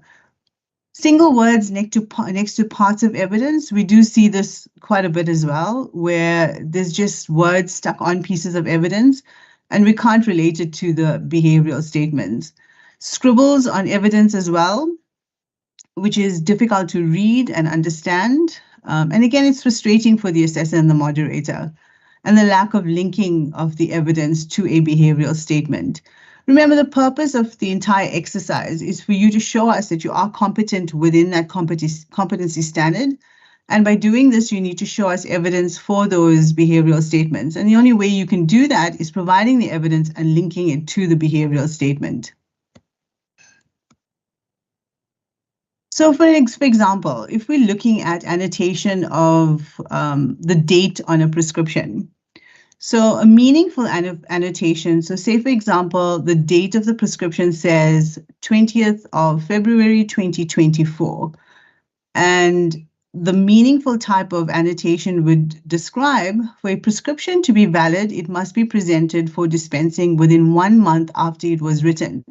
This prescription is thus valid. So that would be a meaningful type of annotation, because we know, according to legislation, according to the Medicines Act, in order for a script to be valid, it has to be dispensed within the month of being written. Annotation with absolutely no value and leaves the assessor unsure whether you are competent in understanding what the date means on a prescription where you say, this is the date of the prescription. So it really adds no value to the description and to verifying that you do understand how legislation is applied when it comes to authenticating and verifying a particular prescription. So this type of evidence is typical when we look at, I think it is Competency Standard 3.2, specifically 3.2E, which relates to supply chain. So what we find, interns sometimes would submit this type of evidence, which if it has absolutely no labels, it's really meaningless to us. We're not sure what are you looking for in terms of legislation? How is this particular annotation relevant to the type of behavioral statements that you have chosen? So you need to provide information to us to show us that you actually understand what is the importance of having a batch number, for example, or what is the importance of having quantity on a particular piece of evidence, in this case, the invoice from Transform. So sometimes we see this type of annotation. So we'll see interns just putting in random scribbles and we're unsure. So for example, if you look at the batch number, it'll just say batch numbers. It's a repetition of the headings, expiry date, which we can see already, but it doesn't tell the assessor and the moderator that you do understand the importance of why we need to have a look at the batch number. What's the reasoning behind expiry dates? What's the reasoning behind looking at the actual item that has been provided to you in your pharmacy and the quantity as well? So this evidence would not be adequate and you would not be found as competent. It wouldn't be sufficient evidence or well annotated evidence as well. So this one's a little bit better, but tells us the same story. So it's written in a better form. It gives us a heading of invoice from the wholesaler. Again, it just tells us batch number, expiry date, name of medicine, and that the fact that the medicine was stored after it was received. Better in terms of the way it's being written, but still insufficient in terms of the description of why do we have to look at these types of things on an invoice. And then it says medicine was stored after it was received. So now you can see the description gets better. So Competency Standard 3.2E right on the top, which says the end phase of the procurement of medicine. Now remember, this particular piece of evidence, if you look at Competency Standard 3.2, I'm not sure exactly how many behavioral statements there are, but there are quite a few. If I'm not mistaken, it goes up to GOH. So this is just a part of all of those behavioral statements. So just one of those behavioral statements that are being covered just purely by using this piece of evidence. So it's not covering all of the behavioral statements, it's covering one of the behavioral statements.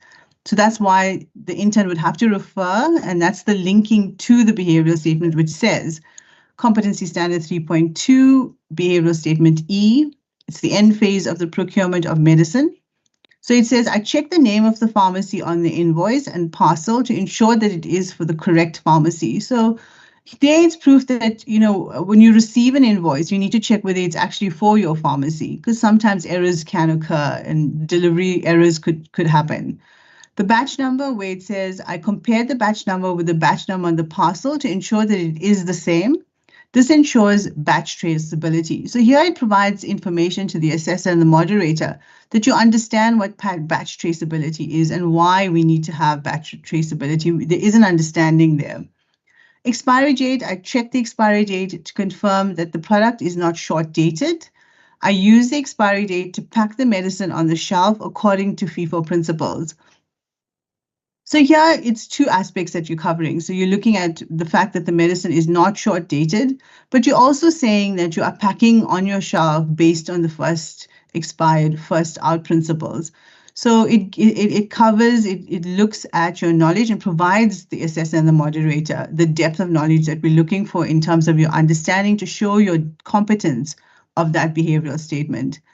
Then you looked at I checked the medicine, the name, the strength and pack size and the price. So you're looking at what was received against what was on the item description, and that further confirms your knowledge, and it's purely an exercise in checking to see that you understand that you need to do this type of checking in order to have proper stock control. And lastly, it says the parcel was received in good order. The medicine was not damaged or short dated. The medicine was captured onto the system to update stock levels. The medicine was stored on the shelf under 25 degrees in alphabetical order as per the SOP. So you can see the depth of information that comes from describing exactly what was done, because then it gives the assessor and the moderator your understanding of why this exercise was undertaken to ensure that the information on the stock system was updated, because the worst thing you want to experience is the inability to check, in terms of your stock control, where there's errors missing. And this is one of the ways of ensuring that it has been updated. And you indicating to the assessor and the moderator that you understand that 25 degrees Celsius is the temperature that needs to be kept this product needs to be kept based on the requirements for that tablet. And then alphabetical order to show us the organization within your pharmacy. So that's the quality of annotations that we're looking for. So the depth of detail is very important, and it gives the assessor and the moderator a clear understanding and indication of your knowledge and what are you trying to show us, and it shows your competence within that behavioral statement as well.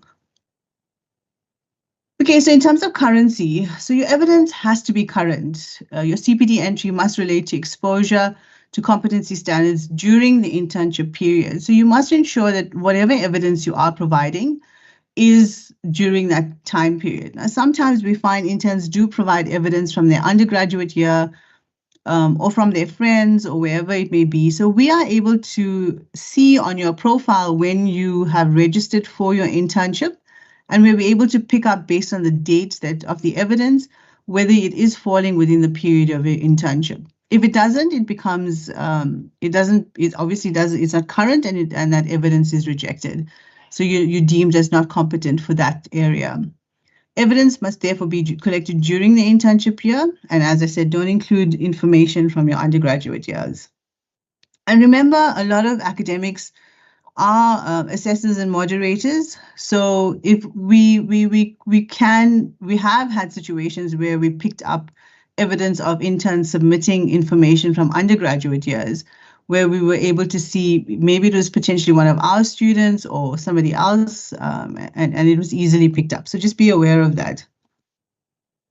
Your evidence must be valid. So evidence must pertain to the specific competency being addressed. So you don't want to provide evidence that does not relate to that particular behavioral statement at all. So for example, if you're looking at the one I just showed you on the invoice, you wouldn't want to provide information on a Schedule 6 register, for example, if it's purely based on procurement. That evidence is completely invalid for that behavioral statement. So specific evidence may only be used for one competency standard, so please do not use or reuse evidence for multiple entries. You need to have fresh evidence for every behavioral statement. If factual or calculation errors occur in the evidence, it is deemed not valid. So we sometimes find this as well, where there's calculation errors, especially when it comes to manufacturing and compounding extemporaneous products, where you need to do a calculation. And sometimes we find errors within that, and that evidence becomes invalid. Also, when legislation or incorrect legislation or too old legislation is being cited as evidence, where that indicates that the intern is not aware of the current trends of what's happening in legislation. So that becomes immediately invalid as well. So it says if evidence is not valid, the other 4 criteria do not count. So immediately, if it's invalid, it nullifies all of the evidence that you've provided on that particular aspect, and the entire competency is deemed as not competent. So you deemed as not competent. And remember, if you fail on evidence, you fail the entire CPD. So just to give an example, just to keep it light, if the competency is about how to fry an egg and your evidence is about how crispy the bacon is, it is of no value. So make sure that the evidence aligns and is valid to that particular behavioral statement. So authenticity is very important. You need to show us that it is your own work. And as I said, we have come across many scenarios where interns have shown or provided evidence that is really not their work. They've copied it from their friends, or there have been situations where they use the same evidence in a group, for example. So the evidence must be verified online by your tutor. So ensure that tutor verification happens. And it really is your responsibility to check that your tutor has verified your entries. And remember, there are deadlines that apply to tutor verification. So make sure you comply with that, because it can delay your submission and you may miss a time frame because tutors haven't verified your information. So going back to sufficiency and how when I discuss the number of behavioral statements within a competency standard, and I mentioned earlier, if you have ABC, so it's just 1, 2, 3 behavioral statements within a competency standard, then you need to provide 100% evidence for that competency standard. Just trying to remember which one. I think 3.6, if I'm not mistaken, has 3 behavioral statements, for example, on page 74 of your manual. So that's an example of a competency standard where you need to provide evidence for all 3. But if you have a competency standard that has 4 more of the behavioral statements, then the evidence submitted must cover at least 75% of that behavioral statement. So for example, if you have 4 behavioral statements, 3 pieces of evidence must be provided and linked to the behavioral statement in order for that evidence to be sufficient. So a simple way of just verifying how many pieces of evidence you require is you just multiply the number of behavioral statements by 0.75, and it'll give you a number to indicate how many pieces of evidence you require for that competency standard. So very important, we often find insufficiency in terms of evidence, and that's usually a big problem as well, where interns are found or deemed to be incompetent in that competency standard purely because it's insufficient pieces of evidence. But also just to say that sometimes the evidence is there, but there's no indication of how it links to the behavioral statements. So the assessor and the moderator can't see the link between the behavioral statement and the evidence that you've provided purely because you haven't annotated properly. So annotation really is key. And as I said, it gives the assessor and a moderator a story and a picture in their mind as to how you're linking the behavioral statement to the evidence. The same piece of evidence can't be used for more than one competency standard, I've mentioned already. Please do not submit an entire legislative document. For example, the entire Pharmacy Act or the entire Medicines Act or the entire GPP, for example, as evidence. You have to submit evidence that is relevant to that particular aspect within your behavioral statement or your evidence that you're trying to submit, and show us where does it come from, which page is it, maybe it's a general regulation, for example, maybe it is a particular chapter or page within a good pharmacy practice. You have to show us exactly where, because by showing us the entire legislative document, it's not telling us anything at all. Remember, we are all pharmacists. The assessors and moderators are pharmacists. They're aware of the legislation. We just want to see that you are aware of exactly where this comes from, whatever you're trying to prove, that is. Do not add evidence that may have clauses for intellectual property, example, that comes mainly from manufacturing interns. Make sure that you are allowed to provide the evidence that you have. There's certain companies that from a confidential and intellectual property perspective are very cautious in terms of what information is being shared. So make sure you get that approval from your supervisor, whoever it may be, before you submit it as evidence. So important, make sure you have enough evidence and focus on the quality and not the quantity of the evidence. Okay, so we have a poll. I'm not sure if it's in the chat. I'm going to double check. Tubang, is it on the chat?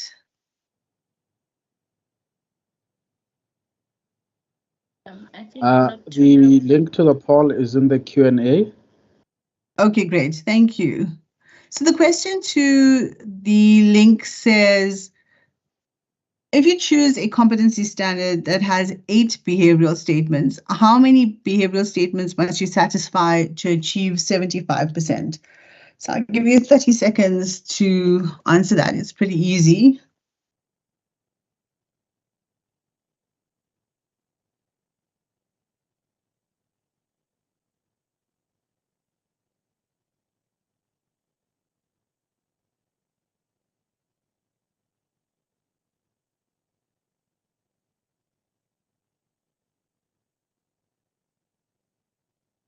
So in terms of the responses, I'm not sure if we can see them. Okay, great, fantastic, thank you. So if you look at the responses, the correct answer is 6. So it's a simple exercise of multiplying 70.75 by 8, and the answer is 6. So well done to everybody that's got it correct. Thank you very much for participating.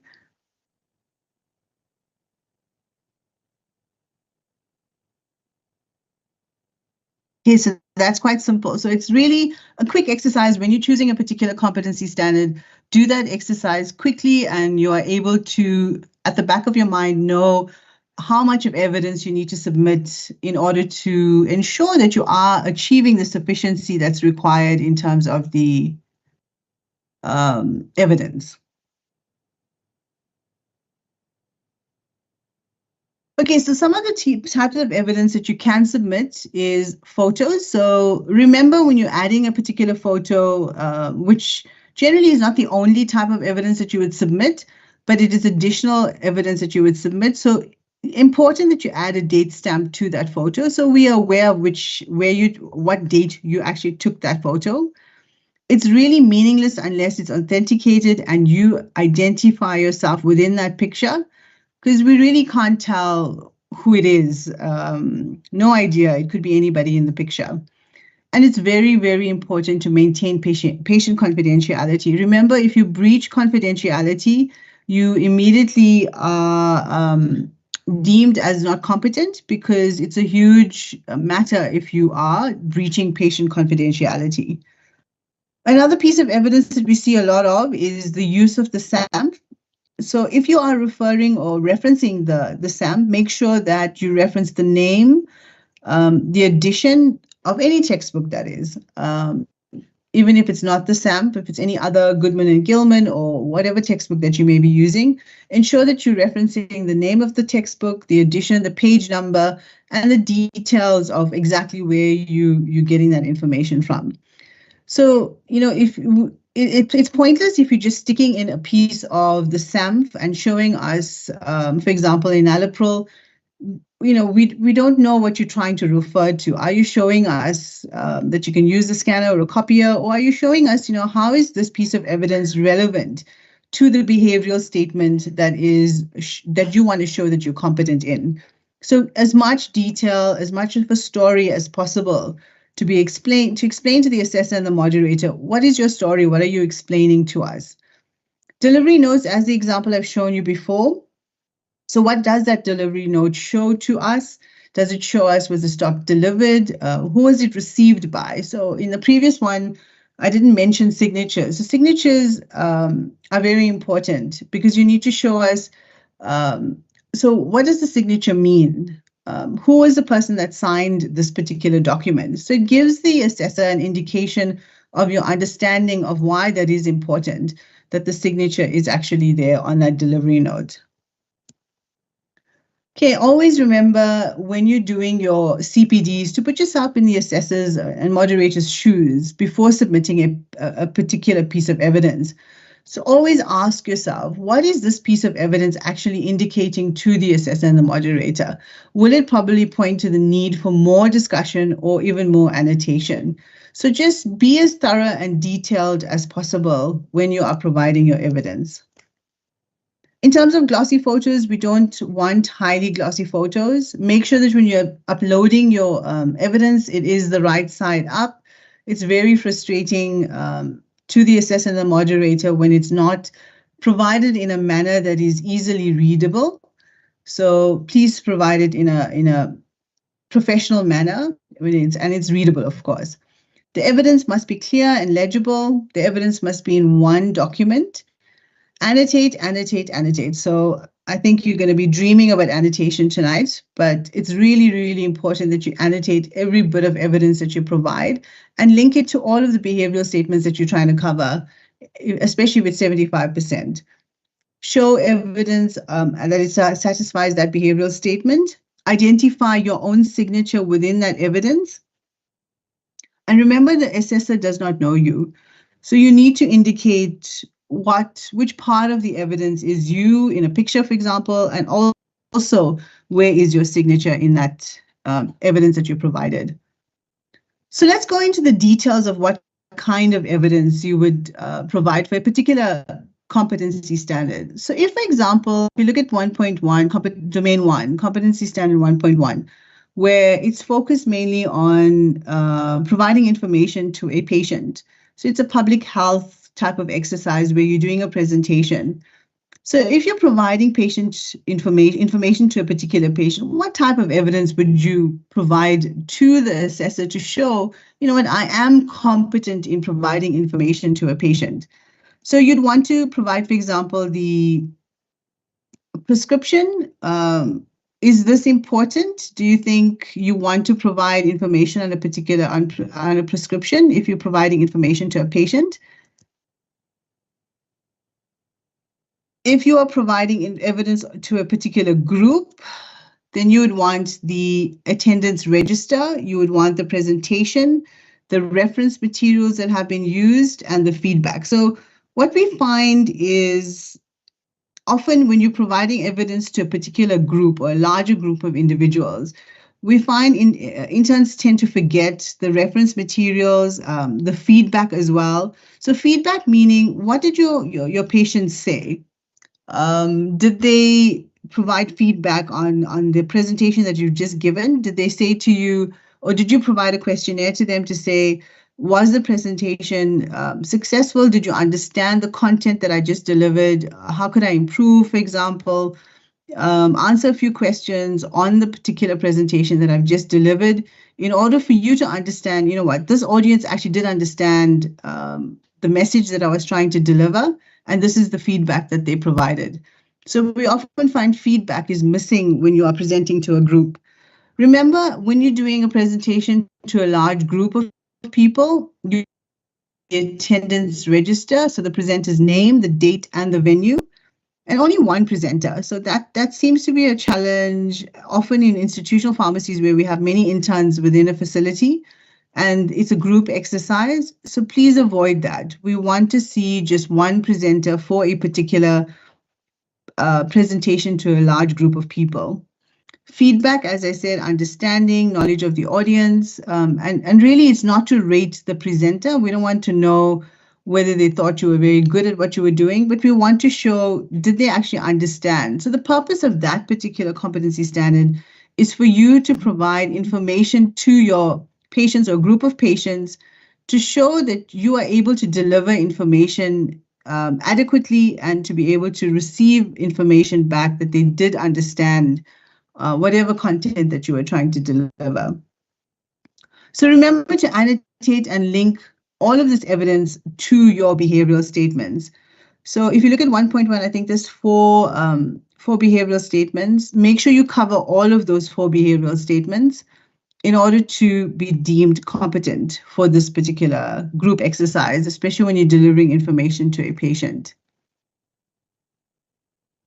Okay, so I'm consulting with a particular patient. What is your evidence that you require? So here you would look for patient history. So we want to be able to see that you engaged your patient. So when you consult a patient as a pharmacist, your core role is to find out, so, what information, what is your patient's history? Do they have any chronic diseases? Do they have any acute conditions? Have they taken any medicine? Is there family history of a particular condition? What are their signs and symptoms that they're experiencing? So you must provide a detailed patient history for us. The actual prescription, the request from the patient, for example, if it's a patient-initiated prescription, so an OTC prescription, we want to see what was their request. Provide us some information, give us some background, whatever the case may be, whatever it is that triggered that exercise. If you're working in a retail pharmacy, you know about the blue copy where it indicates what you've just dispensed and what you've sold to the patient. The particular label of the information, so a detailed label based on legislation according to Regulation 8, and the reference material used. So in order to provide patient-initiated therapy or over-the-counter medicine for your patient, what reference material would you have used? So, for example, if you're providing information on a PPI, where did you source information? Because you would go and look what are the potential adverse drug reactions for that PPI, and you would use the SAMP, for example. So you would reference material, the SAMP, to be able to indicate to the assessor, this is where I got my information from, and this is the evidence that I've provided to show that I've counseled my patient on that.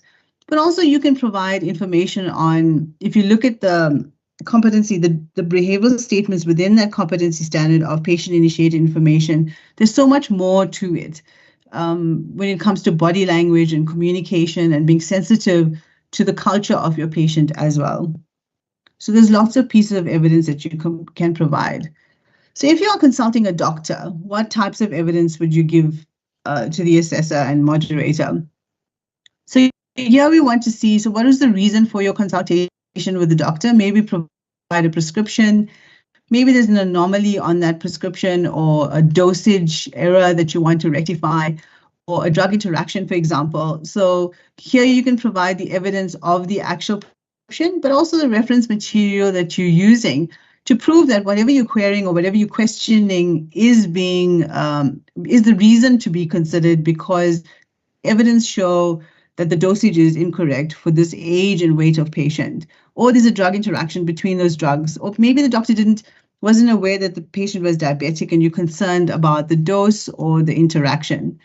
Then you would provide the telephone number of the doctor and the time of the conversation that you've had this discussion with the doctor. What we find sometimes is interns would submit a photo of them on a telephone. That really is meaningless to us. We have no idea who you're speaking to and what the conversation's about. So it really is that would be an example of a meaningless type of evidence, because taking a picture of you holding the phone really means nothing and doesn't show your competence in terms of addressing that particular behavioral statement.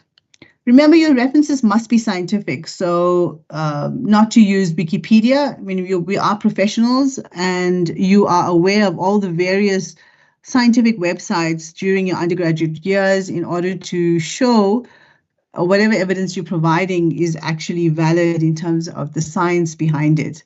So ensure that you use proper scientific web pages like World Health Organization as well. The CDC are types of examples of web pages that you would use.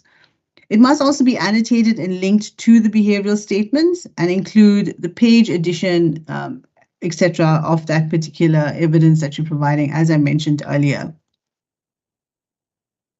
So if you're attending a meeting, and that comes sometimes under, I think it is 4 or 5 in terms of the domains, where you'd have to show evidence of when you attended a particular meeting. So if you choose that particular competency standard, the evidence that we would like to see is the agenda of that meeting, the attendance register of that meeting, the minutes of that meeting, and very important, what is your contribution to that meeting? So for example, if you're working in institutional pharmacy and you went to a PTC and you were discussing antimicrobial stewardship, we want to show, you must show us and indicate within the minutes, what was your contribution towards antimicrobial stewardship, for example, and how you implemented it within your pharmacy? Whatever, I'm just giving you a random example. So that could be an indication contribution to a meeting. So when you're working with data, what type of evidence you would provide? So reason for data collection, example, screening report or data analysis. And, in your undergraduate year, you're exposed to research. So what's the purpose of collecting data? How does it impact the way you practice within your pharmacy? Has it changed the way you address counseling because you've seen a trend in terms of the data that you collected? So those are the types of evidence we'd like to see when you're doing data collection. So this is a checklist that you'll find in your intern manual, and it provides just a quick reminder for you to check. So provided that you've submitted all your evidence, just do a quick check. Have you checked that you have sufficient evidence of covering the 75% of the behavioral statements? Have you annotated all of the evidence clearly? And have you included the annotation on every piece of evidence that you've submitted? Have you annotated your evidence with behavioral statements? Does it match the behavioral statements mentioned under the implementation section? Is the evidence clear? So is it readable? Is it legible? Is it not loaded upside down, for example? No glossy photos? Is the evidence meaningful, for example? Have you made sure that all patient identifying details have been removed? So confidentiality really is very important. If you fail to block out names of your patients or faces of your patients immediately, you are deemed as, the evidence is deemed as insufficient or not competent, sorry. You're not competent in that competency standard. So looking at an overall summary of the evidence, evidence is proof of what you did. So it's not merely reading an article. So don't submit an SAPJ article, for example. We want to see what did you learn from reading that article? How does it align to that behavioral statement? It's not a theoretical scenario. It's not witnessing someone else. So don't take a picture of somebody else doing an exercise. It really doesn't show anything in terms of your competency. You must convince the assessor that you actually performed that activity. So that's why we find it challenging when interns provide evidence where it's a group exercise, because then you can't show evidence that you actually are competent in delivering information to a patient, for example, or a group of people. So you need to ensure that you show or are deemed competent by showing evidence that you actually conducted that exercise. And remember, we are professionals, so your information that you provide to the assessor on your CPDs must be clear, it must be professional, it must be neat, and not a scribbled piece of evidence on a prescription, for example. Okay, so we have another poll that we'd like you to do. So this particular poll is, you were asked to participate in a public health campaign. If you could do that. So the question is, which domain would this learning trigger align to? So you were asked to, by your responsible pharmacist, to participate in a public health campaign. Which domain would it fall under? I'll give you 30 seconds for that.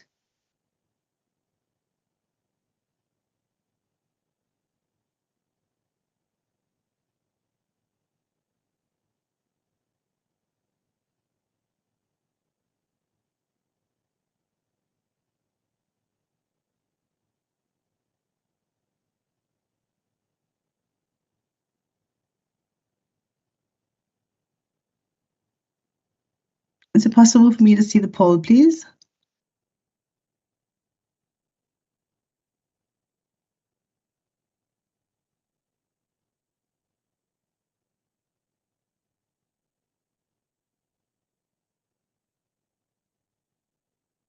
Okay, I'm not sure. Poll, Tabang, any, show me the screen of the poll, please. Okay, so the correct answer there is domain 1. Okay. Mr. Mashishi, I think, yeah. It's fine, Tabang. Don't worry about it. So it's the correct answer, if you had chosen, would be domain 1, which is the public health campaign 1.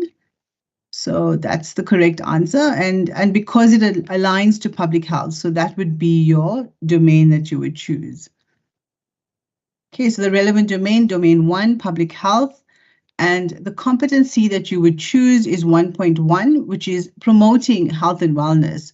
So that would align to the actual trigger incident. So remember, when you're writing in your CPD entry, the very first part of writing your CPD entry, you need to reflect on what was the trigger that forced you or guided you towards this particular domain and that particular competency standard. So in this scenario, you would say, maybe there was an outbreak of cholera, or maybe there was an outbreak, this particular exercise is on COVID.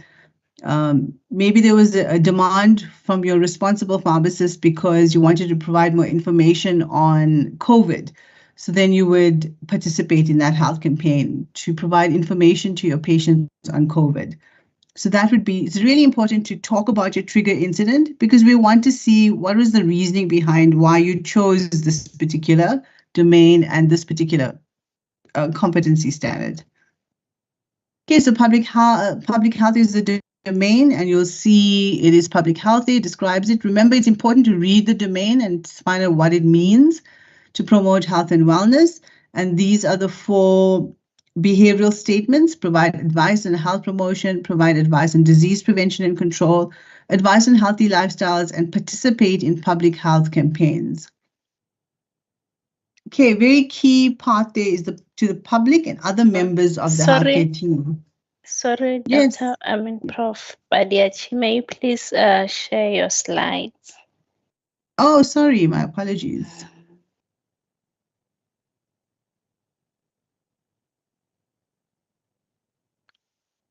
Okay, can you see it, Tabang? Yes, I can see it. Thank you. Yeah. So it's really important to note that this particular competency standard is directed at the public and other members of the healthcare team. So you can't show us evidence of you providing the public health talk to a single person. That would immediately mean that you haven't fulfilled the requirements of this domain, and you'll be deemed marked as incompetent. So make sure that you read the domain description and you understand what is the requirement for that particular domain. So the next question is, choose the most appropriate learning title when it comes to this particular trigger incident within the public health domain. So the options are participation in COVID-19 health campaign at Steve Biko Academic Hospital, or your other title could be promotion of health and wellness, or it could be promotion of COVID-19. So I'll give you a few seconds to just answer that for me, please.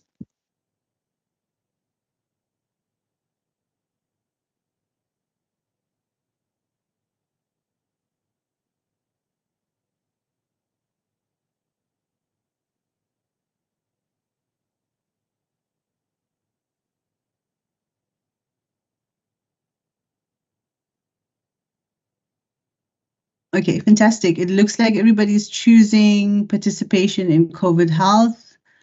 Okay, thank you. So that's the correct one.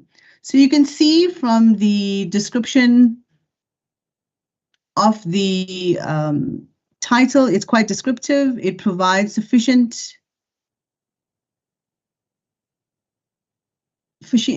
detail in terms of what that particular title of the competency standard or the exercise for the CPD is, and it gives a very clear description of what we're going to anticipate when it comes to what's going to happen within the CPD going forward. So by purely looking at the title, we as the assessor and moderator would know the individual is looking at participating in a COVID-19 health campaign and where it's happening. So if you look at 2, it's promotion of health and wellness, which is exactly that's coming from the description of the domain, which is immediately marked as not competent, because we don't want to use the same description as what comes from the manual. You want to be as detailed and precise as possible, and obviously give us an indication. It's like writing a book. You want to be able to provide the title that shows us exactly what the story is about. So promotion of COVID-19, yes, it's there, but promotion of COVID-19 is not as detailed as you would see in terms of a COVID-19 health campaign. Promotion of COVID-19 is quite broad, and it could mean a variety of things. So be more precise, be more descriptive, and it gives you a better likelihood of the title being accepted. Remember, promotion of COVID-19 could be partially accepted, but if you want the full 3, I think it is, and it would be the first one. So the next poll is, which is the best learning need based on the competency standard? So the learning needs are, I needed to learn how to teach, I needed to learn how to provide advice and participate in public health campaigns, or I needed to learn how to speak in public. So those are your options. I'll give you a few seconds.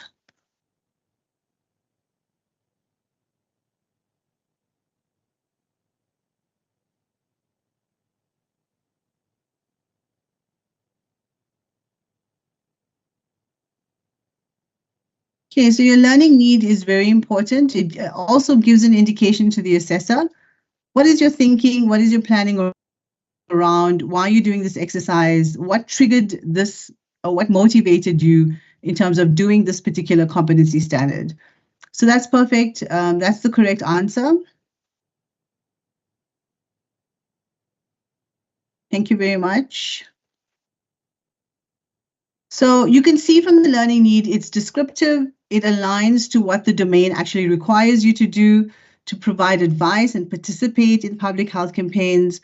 And that's the purpose of why you're doing it, is purely because you want to learn. You want to be able to learn as a pharmacist intern. You want to be able to see what is the best way of providing advice to a patient. So that's the exercise. The exercise is not there to show that you know how to teach or that you know how to speak in public, or you're learning how to speak in public, although that is a byproduct of what you're trying to achieve.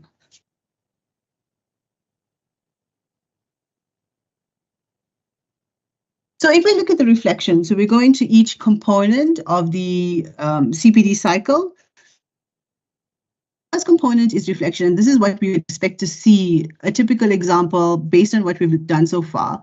So your learning title, participation in COVID-19 health campaign at Steve Biko Academic Hospital. So it's a very clear learning need according to the competency standard and associated behavioral statements. And what was the trigger? So what was the trigger that resulted in you doing this particular exercise? So the trigger was, my pharmacy manager asked me to participate in a COVID-19 health campaign, and I did not know what this entailed. So this was the trigger exercise, and you described it clearly. And then lastly, indication of what the intern hopes to achieve after completion of the competency standard. So as an intern, what are you hoping to achieve after you've done this exercise? So I needed to learn how to provide advice and participate in public health campaigns. And what you need to achieve is, I hope you're familiar with the steps required to plan and successfully participate in a public health campaign. So what we find often in competency 1.1, which is a popular competency standard that is chosen, is that the interns don't describe, firstly, what their learning need is and what they hope to achieve by participating in a public health campaign. Remember, as a pharmacist, you're going to be doing public health campaigns for most of your career, hopefully, engaging individuals or groups of people on delivering information or whatever it may be, whatever campaign that you're going to do within your pharmacy environment. So you want to be able to know how to plan and successfully execute that public health campaign. And that's what we want to see as evidence here. So in the planning section, this is also one of the most problematic sections. what we find here is that interns don't provide sufficient evidence in terms of the resources that they use and how it's linked to the actual behavioral statements. So here what we'd like to see, and a typical example here for this type of trigger incident is you plan to make a poster using the relevant, valid, current, authentic, sufficient resources. So you would use the National Department of Health, the World Health Organization policies and guidelines, the Pharmacy Council website, and you would add all of the relevant details.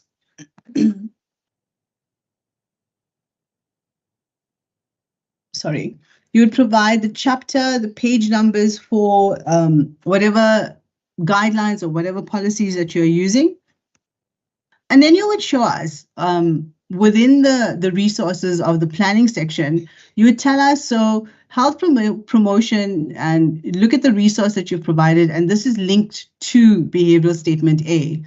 Healthy lifestyles, behavioral statement C, and show us the actual evidence of which planning or resource that you would be using.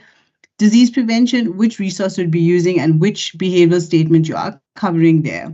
So you have to link the evidence, the planning to the actual behavioral statement and show how they all link together. So it's basically telling us this is the way you're going to go about providing this poster, and this is where you're going to get all the information to cover those behavioral statements.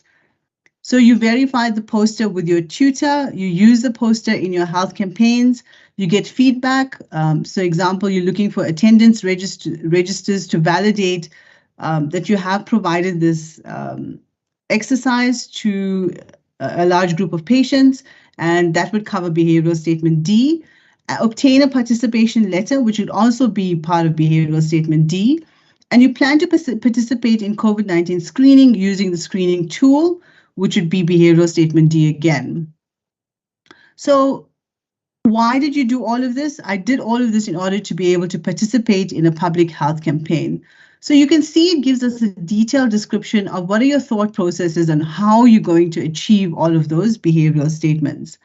So if you look at the 3 marks that you required, a detailed plan provided in future tense, the reasoning behind the use of the resources, specific details of resources to be used, so page number, description, etc., and linking it to the behavioral statements.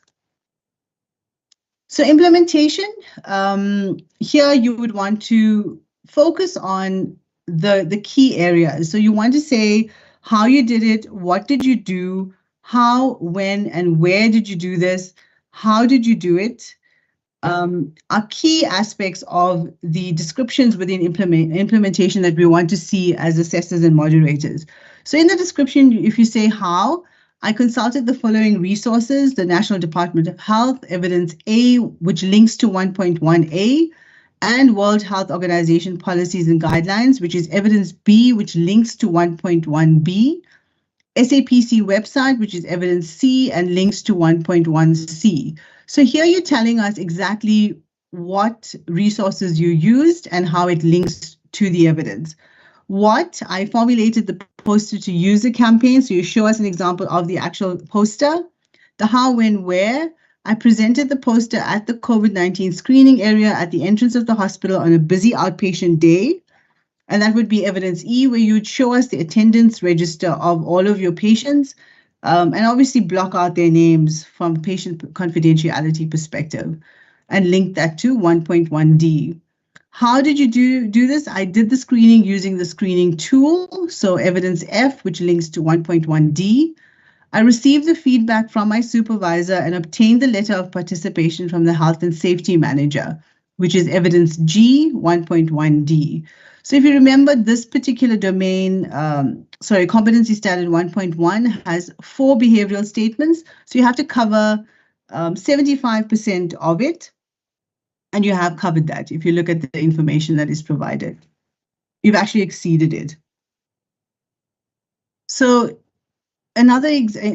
continuing with the example. So how did you do this? I consulted with the following resources. I think this is a repetition, sorry. Okay, so in the poll, the next question is, provide some of the examples of evidence you think will be suitable for this competency standard. So we've given you some idea. Maybe you can come up with something different, but just give us an idea of what types of evidence you would provide for 1.1 public health campaign. What are some of the resources, for example, that you would use other than the ones we've just provided? How would you show us in terms of a healthy lifestyle? What evidence would you provide? So if you could just give us an indication of that. I'll give you a few seconds.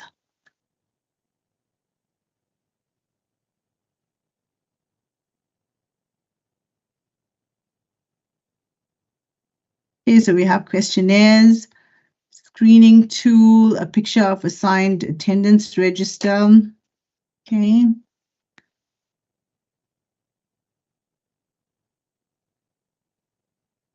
Pamphlet to hand out, that's great.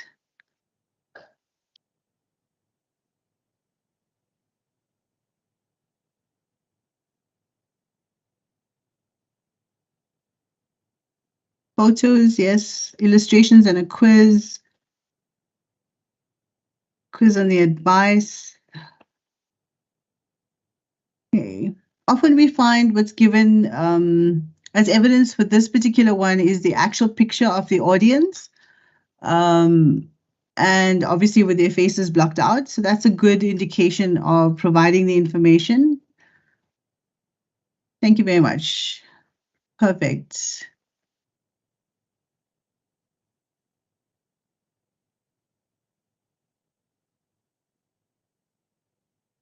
Thanks, guys. Thank you.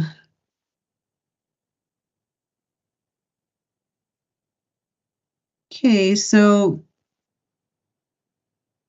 possible evidence, we would refer to, for example, the GPP, health educational tool that some of you mentioned already, a pamphlet, the presentation, actual presentation of what you used, if you're using a PowerPoint presentation, if you provided a poster, letter of participation, the attendance register, maintaining confidentiality, and where does it fit in terms of the bigger scheme of things and how does it relate to the behavioral statements?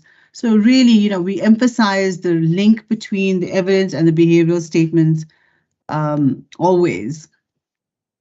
Then the last step is the evaluation. Now, often in this section, we also find it challenging where interns don't cover the full requirements of what's required within the evaluation component.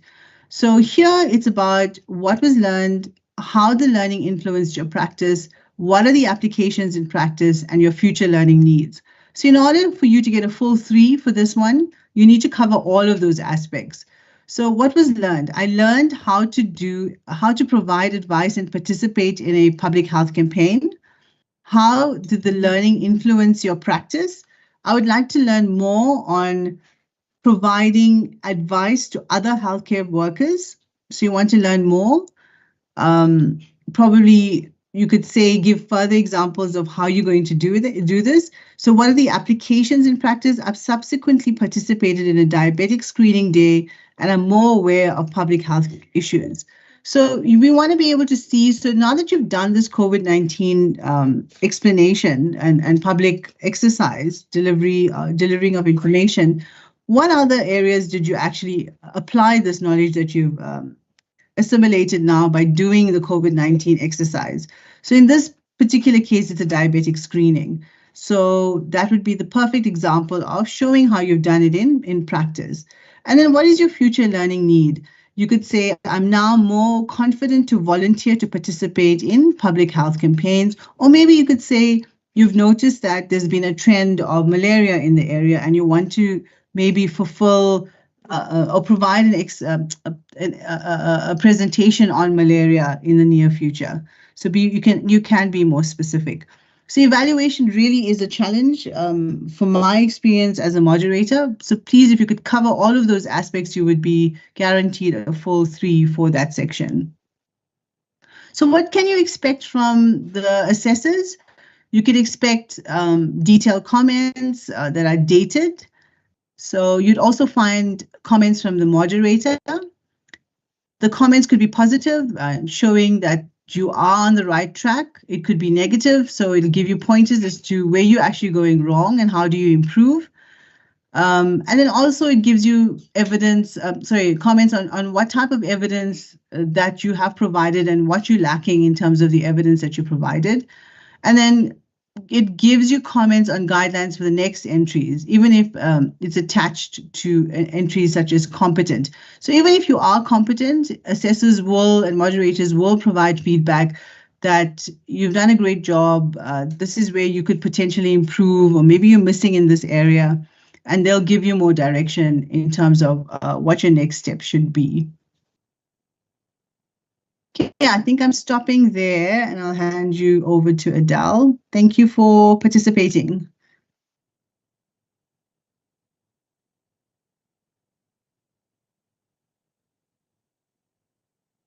Adele, you there? Yes, Vinny, can you hear me? Yes, we can. Thank you. And we can see your screen. Can you see my screen? And yes. I'm at the resubmission screen. Perfect. Thank you. Good evening, colleagues. I'm Adele Nadia, and I'm a CPD assessor for Pharmacy Council. And I will be taking you through the last few slides to give you some pointers on how to use these slides and what to do after this workshop. I know you are tired, so we are working to the end of this presentation, and I will touch on a few things that all of my colleagues have already spoken to, and we will just quickly look at them again and how they apply to your resubmissions and what the guidelines are.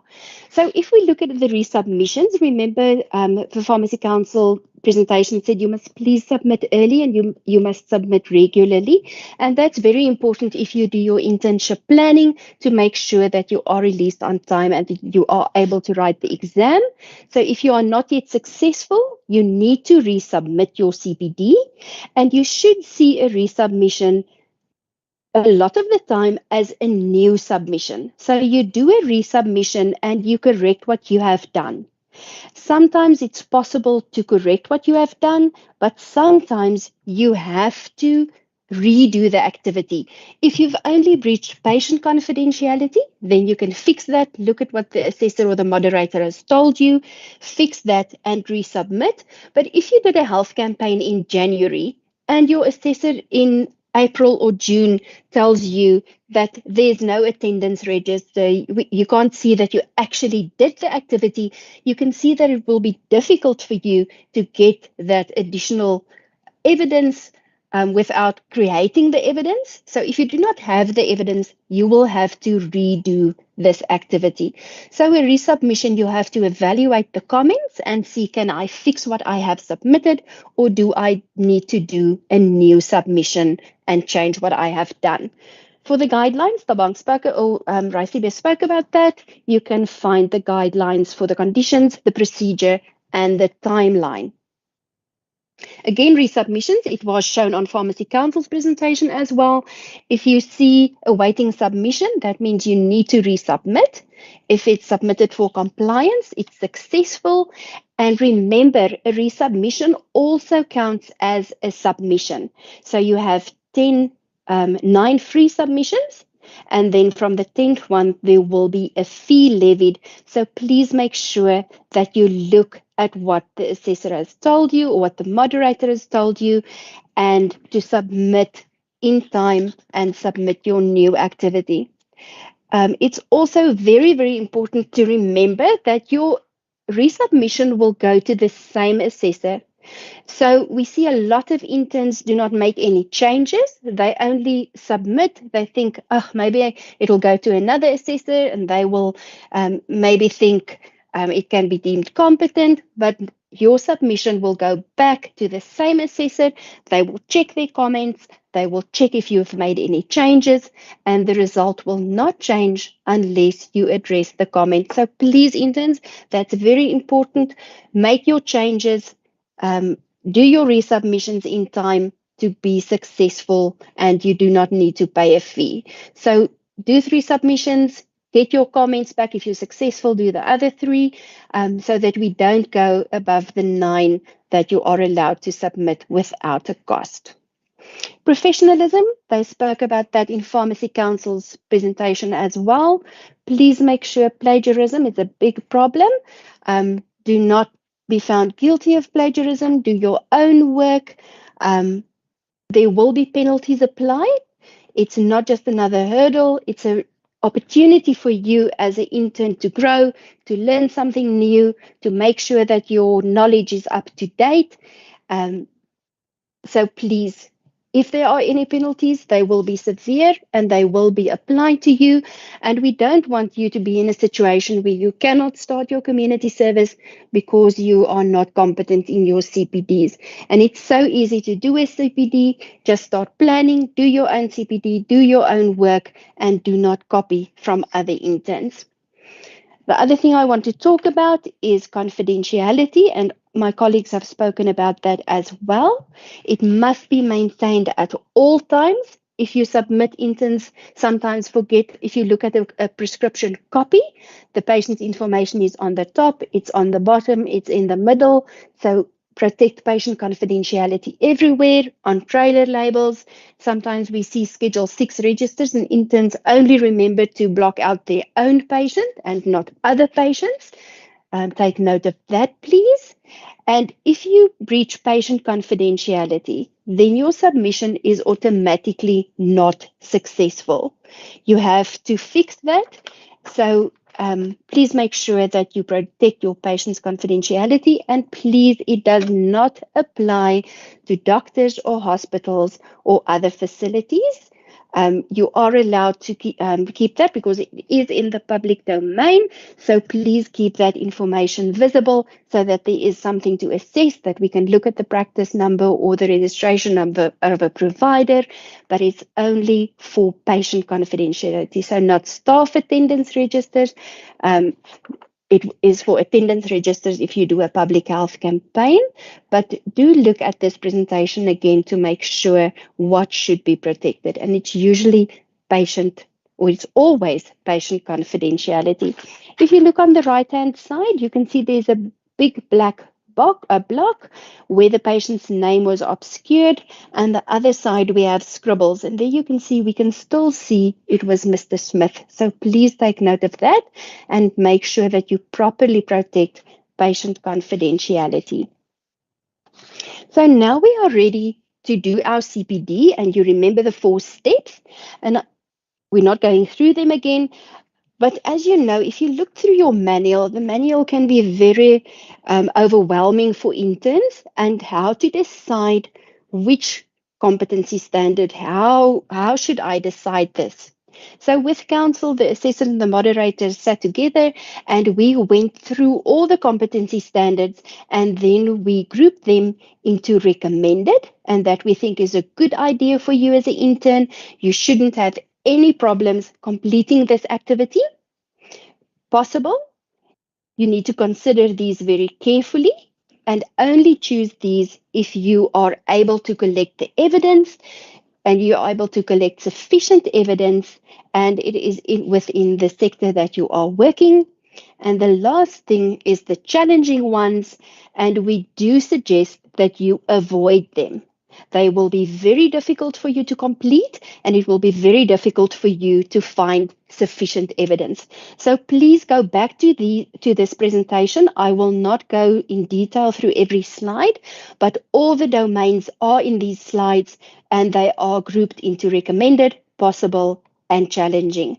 So if we look at domain 1, there you can see recommended is 1.1, challenging 1.2, challenging and possible 1.5, and recommended. So please, interns, please do look at the recommended ones. If you really feel you want to do anything else, you are welcome to, but please make sure that it falls within your scope of practice. Remember, these competency standards were developed for the profession and not only for interns. So that's why some of them will be difficult for you as an intern to complete. So please go back to these slides, look at the recommended ones, go back to your manual, and then decide what you want to do. If you look at 2.1, there again, we have our recommended ones, 2.1, 2.2.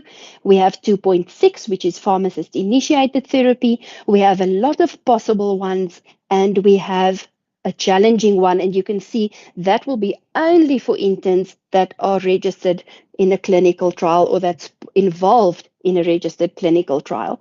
So that will be very difficult for an intern that is not involved in a clinical trial. We've done that for all the domains. So 3.1 will be possible for interns in manufacturing. 3.2 is recommended. Challenging, we have a recommended, and a possible. So go back to the slide, look at the recommended ones, look at the possible ones, and decide what is suitable for you. We've done that for all the domains. You can have a look. We have a possible, a challenging, a possible. A recommended one in domain 4 is 4.6. You can see it there. And there you must differentiate between a SOP and a policy. And you can see page 39 in the manual for the list of policies. So you can see there's a lot of information in these slides. I'm not going to focus on them, but you can go back to this presentation and use these slides to make an informed decision. For domain 5, you are only allowed to do 5.3. It's compulsory, so there's no choice to be made.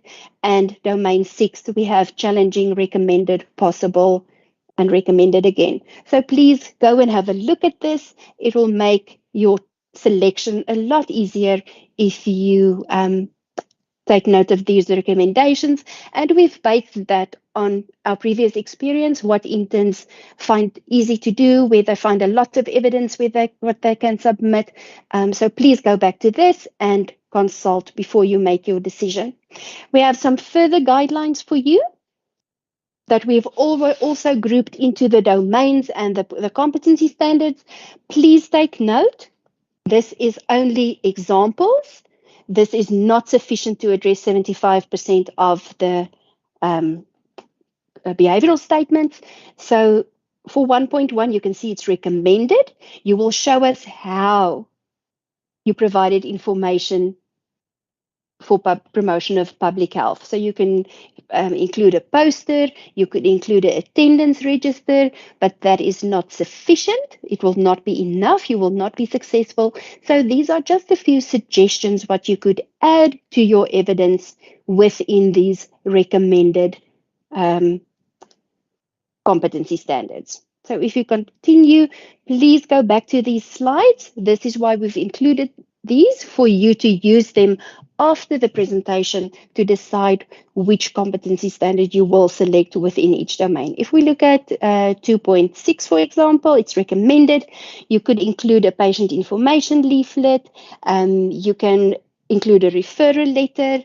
That will then address 2.6D.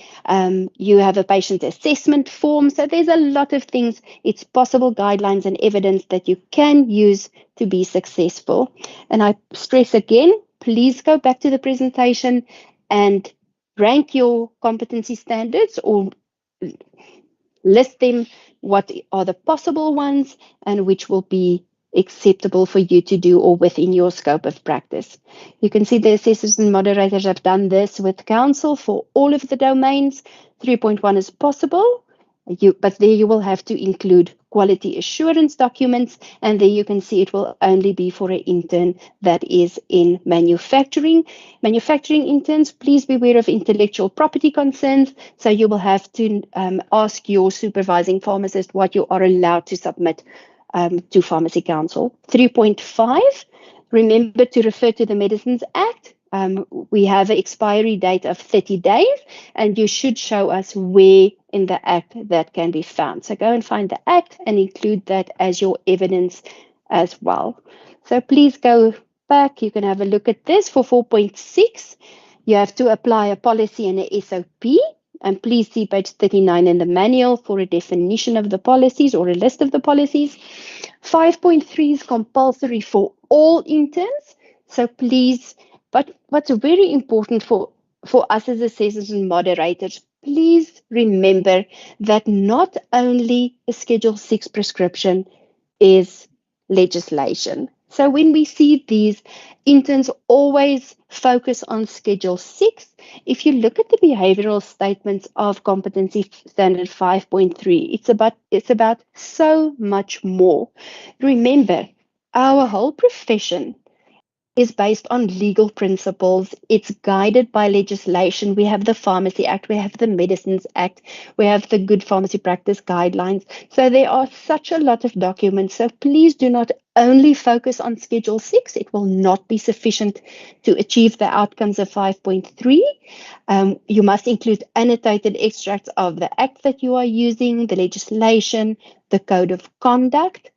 Keeping abreast, it's behavioral statement C, means you are using and applying current or recently amended legislation. You can show us where you find new legislation. How are you keeping updated?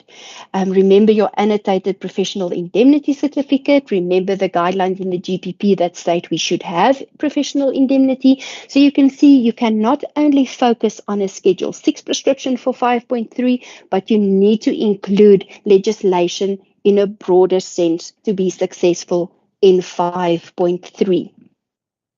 If we look at 6, you can see there are 2 recommended ones. It's 6.2 and 6.6. 6.2 is where you provide training to health professionals, and 6.6 more appropriate for or easier for academic interns where they do research, but you can do a research project in any setting. If we look at 6.3, again, that is more appropriate for academic interns, because you have to be part of the formal undergraduate training of pharmacy students. So that's not a pharmacy student in your pharmacy asking you something. 6.3 is possible, but you have to be part of formal undergraduate pharmacy training. So you can see we've made a lot of suggestions in the last few slides for you as an intern to guide you and to make it easier for you to make an appropriate suggestion of what you will be able to do, and which of these are recommended and which are possible for you to complete. I just quickly want to touch on competency standard 4.6. Interns sometimes struggle to complete this. We have 2 behavioral statements where the one says applying a policy and the other one applying a SOP. So please go and look at the definitions of a policy and a SOP. A policy is a set of guidelines, where a SOP is a set of written instructions. It's very important that you complete or apply a SOP and a policy. And a lot of internal policies in facilities are labeled as SOPs, or SOPs are labeled as policies. So please make sure that you apply the correct document and that you annotate them correctly. So first of all, you need to go and look at the definitions of what is a policy and what is a SOP, and then decide how you're going to complete this CPD. You can look in the GPP. There are a list of policies that you can apply. You can look at the National Drug Policy, Sanitation Policy, Health and Safety, Post-Exposure, HIV. And please take note that the GPP is not a policy. The Good Pharmacy Practice are guidelines or minimum standards for us as a profession. It's not a policy. So you have to apply a policy and a SOP within the pharmacy. So make sure that the difference is understood between the two, and that you apply both a SOP and a policy for this activity. So now I quickly want to talk to the tutors. I hope we still have a number of tutors that's there. And it's very important that the tutor be a role model for the interns this year, that you have to be there, you have to be part of this journey for the intern. It ultimately remains the journey of the intern, but the tutor is very important. You have to be a role model, you have to be competent, you have to practice professionally, and please assist your intern. Look at the comments.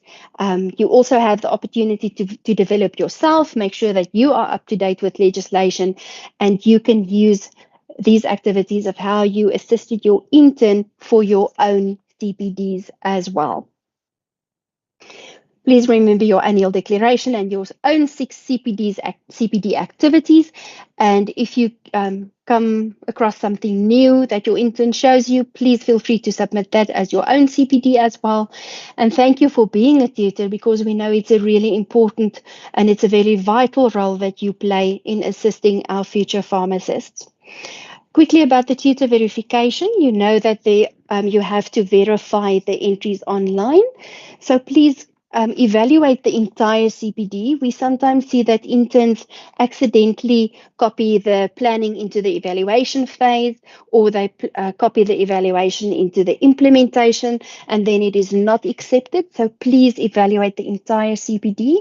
Make sure that all the elements are present. You can use the checklist provided in the manual as well.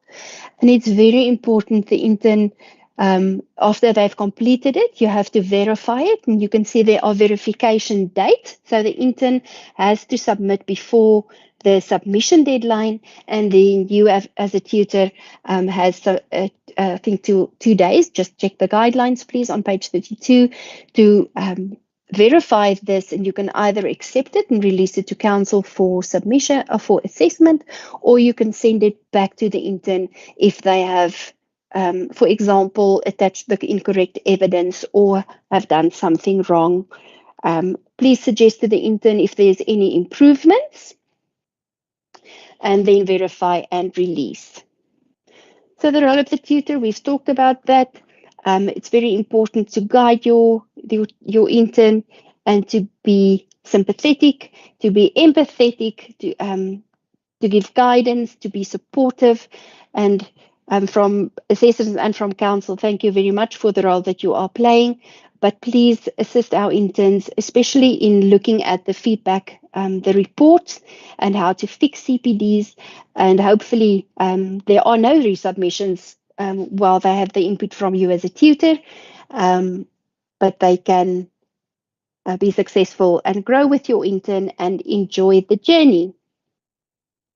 Think about domain 6. This includes education. So tutors, you can use domain 6 for your CPDs to submit your own entries. Important to remember, the ultimate responsibility for the completion of CPDs lies with the intern. So please, intern, talk to your tutor, tell them that you've submitted, tell them if you need assistance. They will not know if you do not talk to them.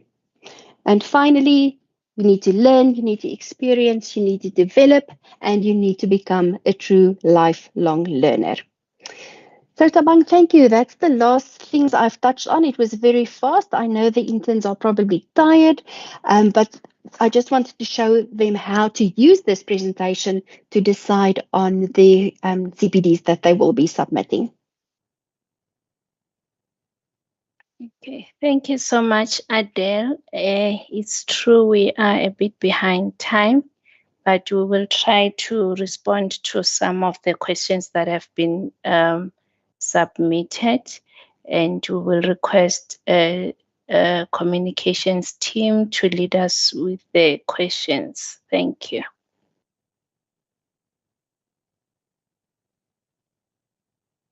All right, the first question is, what happens when giving the description of each step of the cycle if and when we run out of space, since if we exceed 1,000 characters? Tabang, I will take that one. The intern needs to be concise. Interns, there's enough space. We see it every year that there is sufficient space if you describe only what's necessary, if you focus on the CPD activity. You can use abbreviations for the Medicines Act or talk about the Act, but there is sufficient space to provide a planning, to provide evaluation. Every year the interns ask the same questions, but there is sufficient space if you focus your activity on only the required information. I'm an intern in manufacturing and my declaration page is a bit different from the one you have shown. It wants me to select competency standards. If I select never do this, does that mean I won't be able to submit under this competency standard?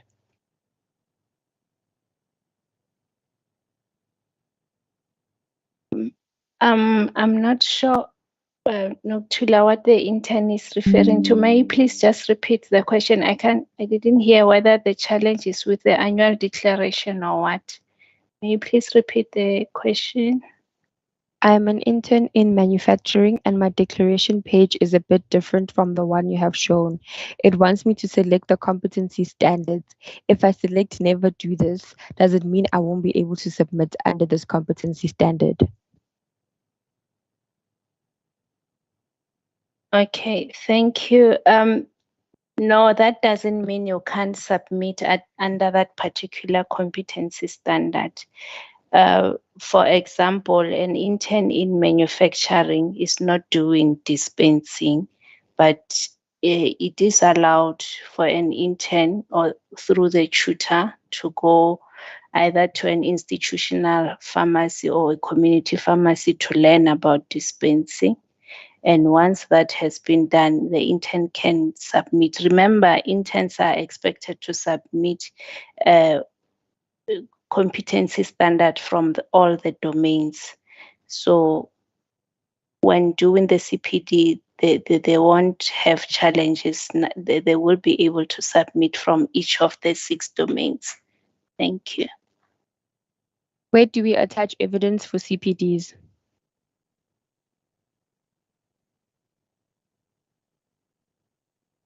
Okay, thank you. Or Adele, you want to take it? Yes, Tabang, if the intern completes the CPD at the implementation phase, they will find a little link where they are allowed to attach a document. So you go up to the 3rd phase and you attach your evidence in the implementation phase. For the exam entrance requirements, considering the duration of the internship, how many progress reports are required for academia for 6 months and 9 months?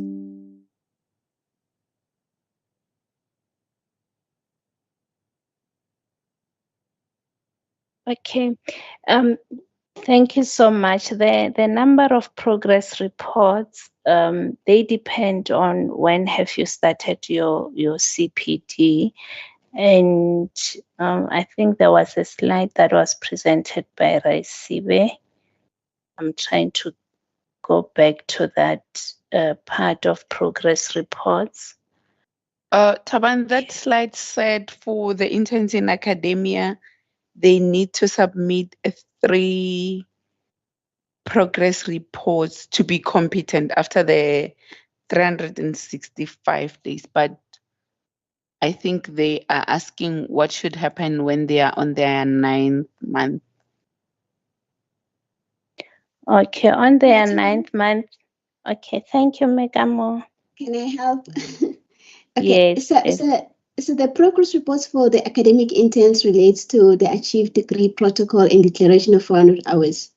Therefore, for the entrance requirements, progress reports are not relevant or required for the academic interns. It's only the period of internship and the CPD requirements that they have to meet. Thank you. Thank you, May. What if you are on your 9th month with 5 successful CPDs and 1 pending CPD yet to be released? Does that put you at risk for not writing the exam, although that CPD may be successful after being assessed? I'll take that one. It actually does. And I think this is why I was stressing the point about them making sure that they submit within the set submission dates and that they do not lag behind on anything. So if you had submitted after the submission date and it's now time for you to write the exam and your CPDs are missing, then there's nothing we can do for you on our side. So they need to make sure it's their sole responsibility to make sure that they do things on time. Thank you. Regarding the CPD submission deadlines, what are the dates for verification of CPD entries by tutors? The dates are published in the intern manual with the deadlines for intern submissions. They can just check in the manual. At domain 1.1, does your trigger need to be a health campaign day, or can it be that you felt there were a few patients with specific disease and medication and you want to advise on it?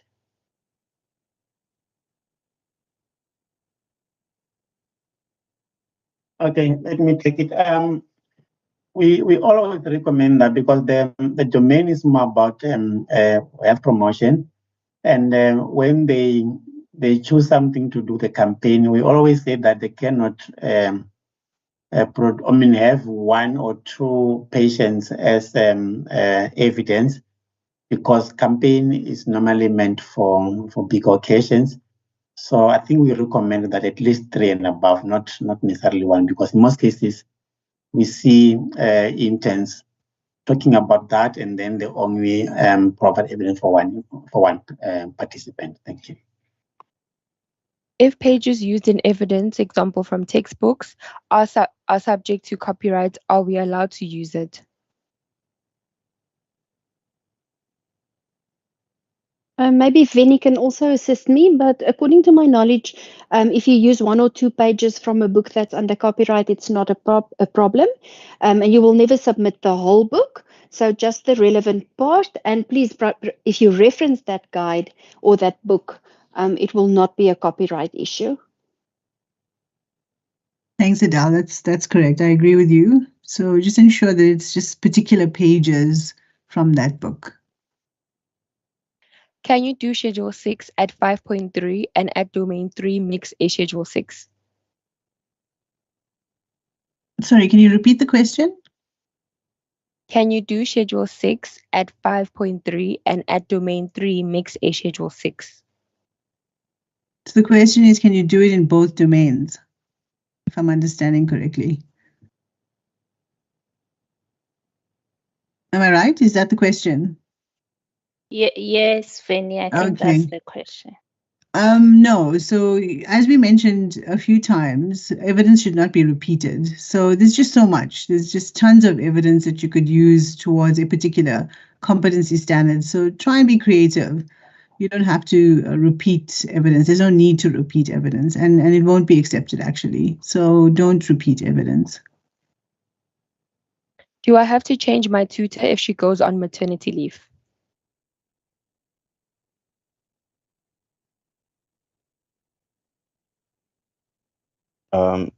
Noktula, if I may.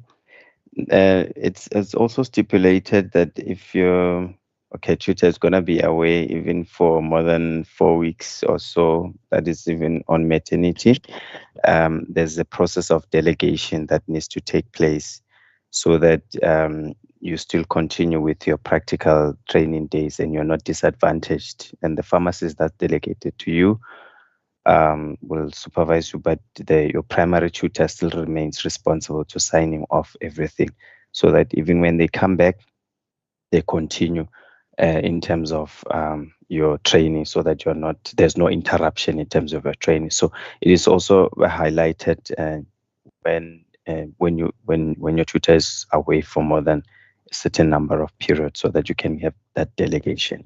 I hope it's clear that there is a process that can be followed. May I come in as well? I think the best option there would be to apply for cessation of contract, because ultimately, I'm not sure if a tutor who's on maternity leave will be able to sign your progress reports and also to complete or verify your CPD entries while the baby is crying and all those other things. So it would be better to do a session of contract so that you have a new tutor that oversees the signing of those particular documents, because the delegation process might be a complication, because you still need a tutor to verify entries, CPD entries, and also progress reports. Thank you. Can you do manufacturing SOP at domain 4.6 where you do repacking, and then at domain 3 where you want to mix a cream or something to use the same SOP?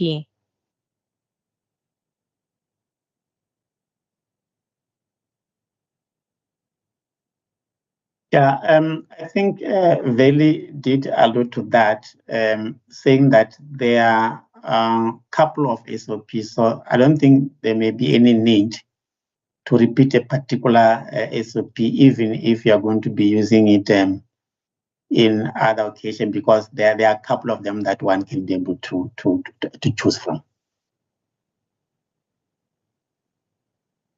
With evidence, if you take a photo, can it include your workplace in the background, meaning the staff might be in the photo, other patients, and their back, but not their faces? I'll take that one. Yes, that's, sorry, Adele. No, Vinny, it's fine. Yes, you can. You can have staff pictures there, but you need to block out patients. If there's faces of patients, then you need to remove them. Thank you. I'm not sure if you want to add to that, Adele. No, I agree. Is it completely not allowed to collaborate as a group of interns within a company on a presentation, example of the public health campaign, even if we have our own personal CPD cycle that differs from each other?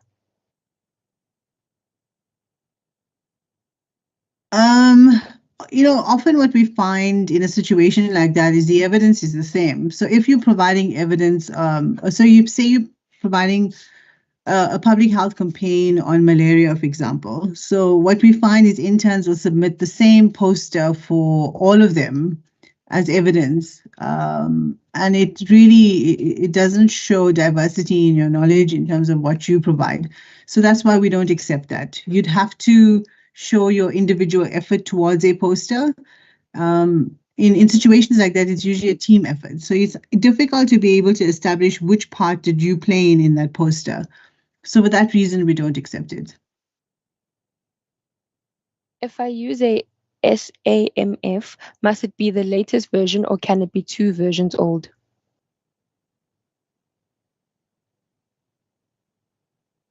It's a difficult one. Maybe somebody else can assist me. But if you look at the requirements by Pharmacy Council, whichever environment that you're working in from a training perspective, that facility needs to have the latest SAMP.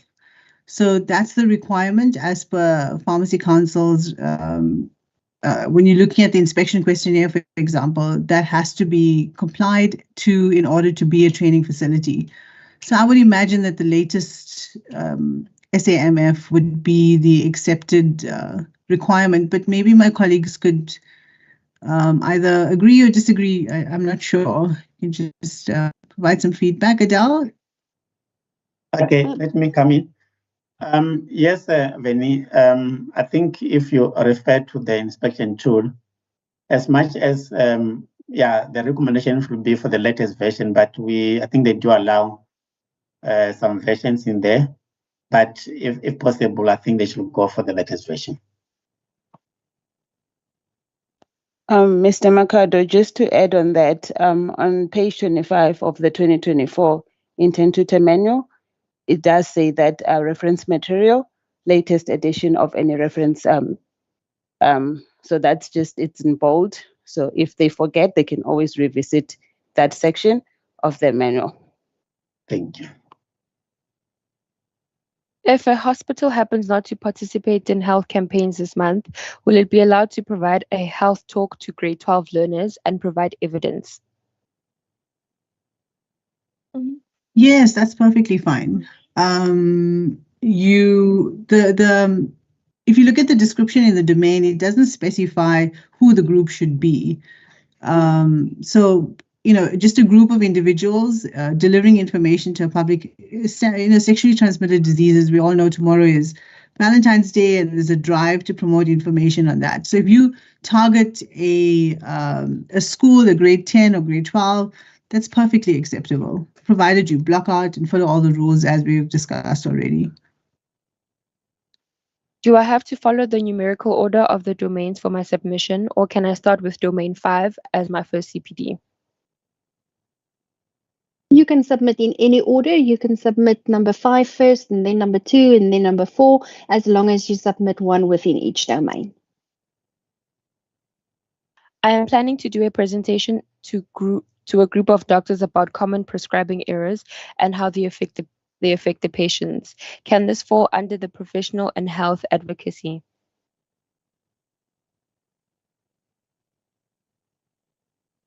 maybe my colleagues can assist as well. I would rather suggest looking at domain 6 for 6.2, providing education and training.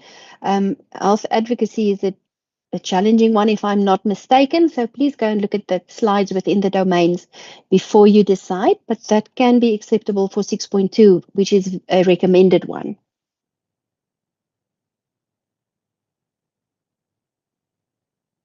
Thanks, Adele. Yes, I agree with Adele. It is a difficult competency standard to success in. I haven't come across anybody who's actually been able to successfully fulfill all of those behavioral statements. So rather go with training as Adele has recommended. Please clarify how the practical days are calculated. I started on the 1st of January, but it shows 38 days on the SAPC site. Will that not delay my internship if it is not counting weekends, rather?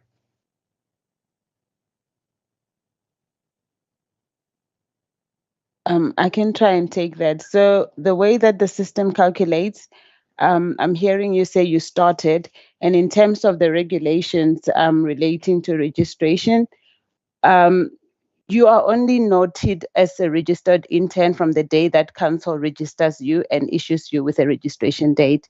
So after your application, once your application has been processed, there is a registration start date, and that is the date that council, the calculator that Raisibe spoke about, then starts calculating, and it counts its practical training days. So it counts 1, 2, 3, 4 up until the practical training period is completed. I hope I've addressed the question. With the feedback for domain 1 public health, is the feedback directly from patients or from your supervisor/tutor? I'll take that one. So the feedback should come from your patients. Remember, whoever the audience is, remember the purpose of doing the public health one is to inform your audience on that particular public health campaign that you're delivering. And you want to be able to get feedback from them to ensure that whatever you've delivered was done effectively. So therefore, this particular feedback form should come from your group of individuals that you've delivered the information to. For 4.6, are we expected to design a policy? Let me take it. Like we indicated, there are already policies, so I think what is needed is for them to apply the policy and apply the SOP, meaning that they don't have to develop it. They just need to refer to a particular policy, and then they show how they've applied whatever. So there's no need to develop any policy. Is only one CPD marked at a time? If I submit 2 CPDs by the 1st of March due date, will both CPDs be marked by the 26th when the results are released? Or will one be marked by then and the other CPD by the next CPD date, which is the 24th of April? No, I'll take that one. Whatever you submit before the deadline will be submitted.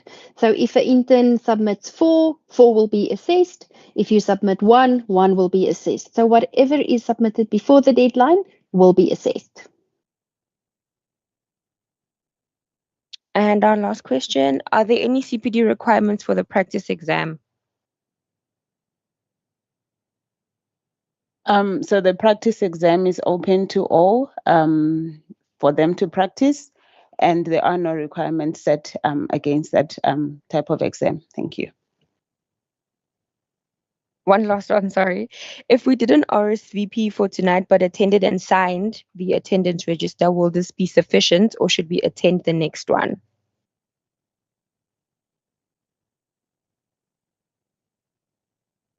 Okay, thank you, Noktula. That will be sufficient. We will add you to the list of interns who attended this evening. So you don't really need to attend the next workshop in March. Thank you. Thank you. That's all from my end. Okay. Thank you so much, all colleagues from the office and assessors and moderators and interns and tutors. Thank you so much for making time to attend this workshop. We hope you have learned a lot and believe we will start seeing your submissions for the coming submission deadline, which will be closing not long. I will confirm the date, but we really appreciate you making time to be with us, and we believe the information that has been shared with you has clarified all the gray areas, and you will be able to submit. Please make sure that you complete the survey, which we will be using as an attendance register as well. And thank you so much for making time to be with us. Please familiarize yourself with the deadlines in your manual and make sure that you comply. And we would like to wish you all the best with your internship. Thank you and good night.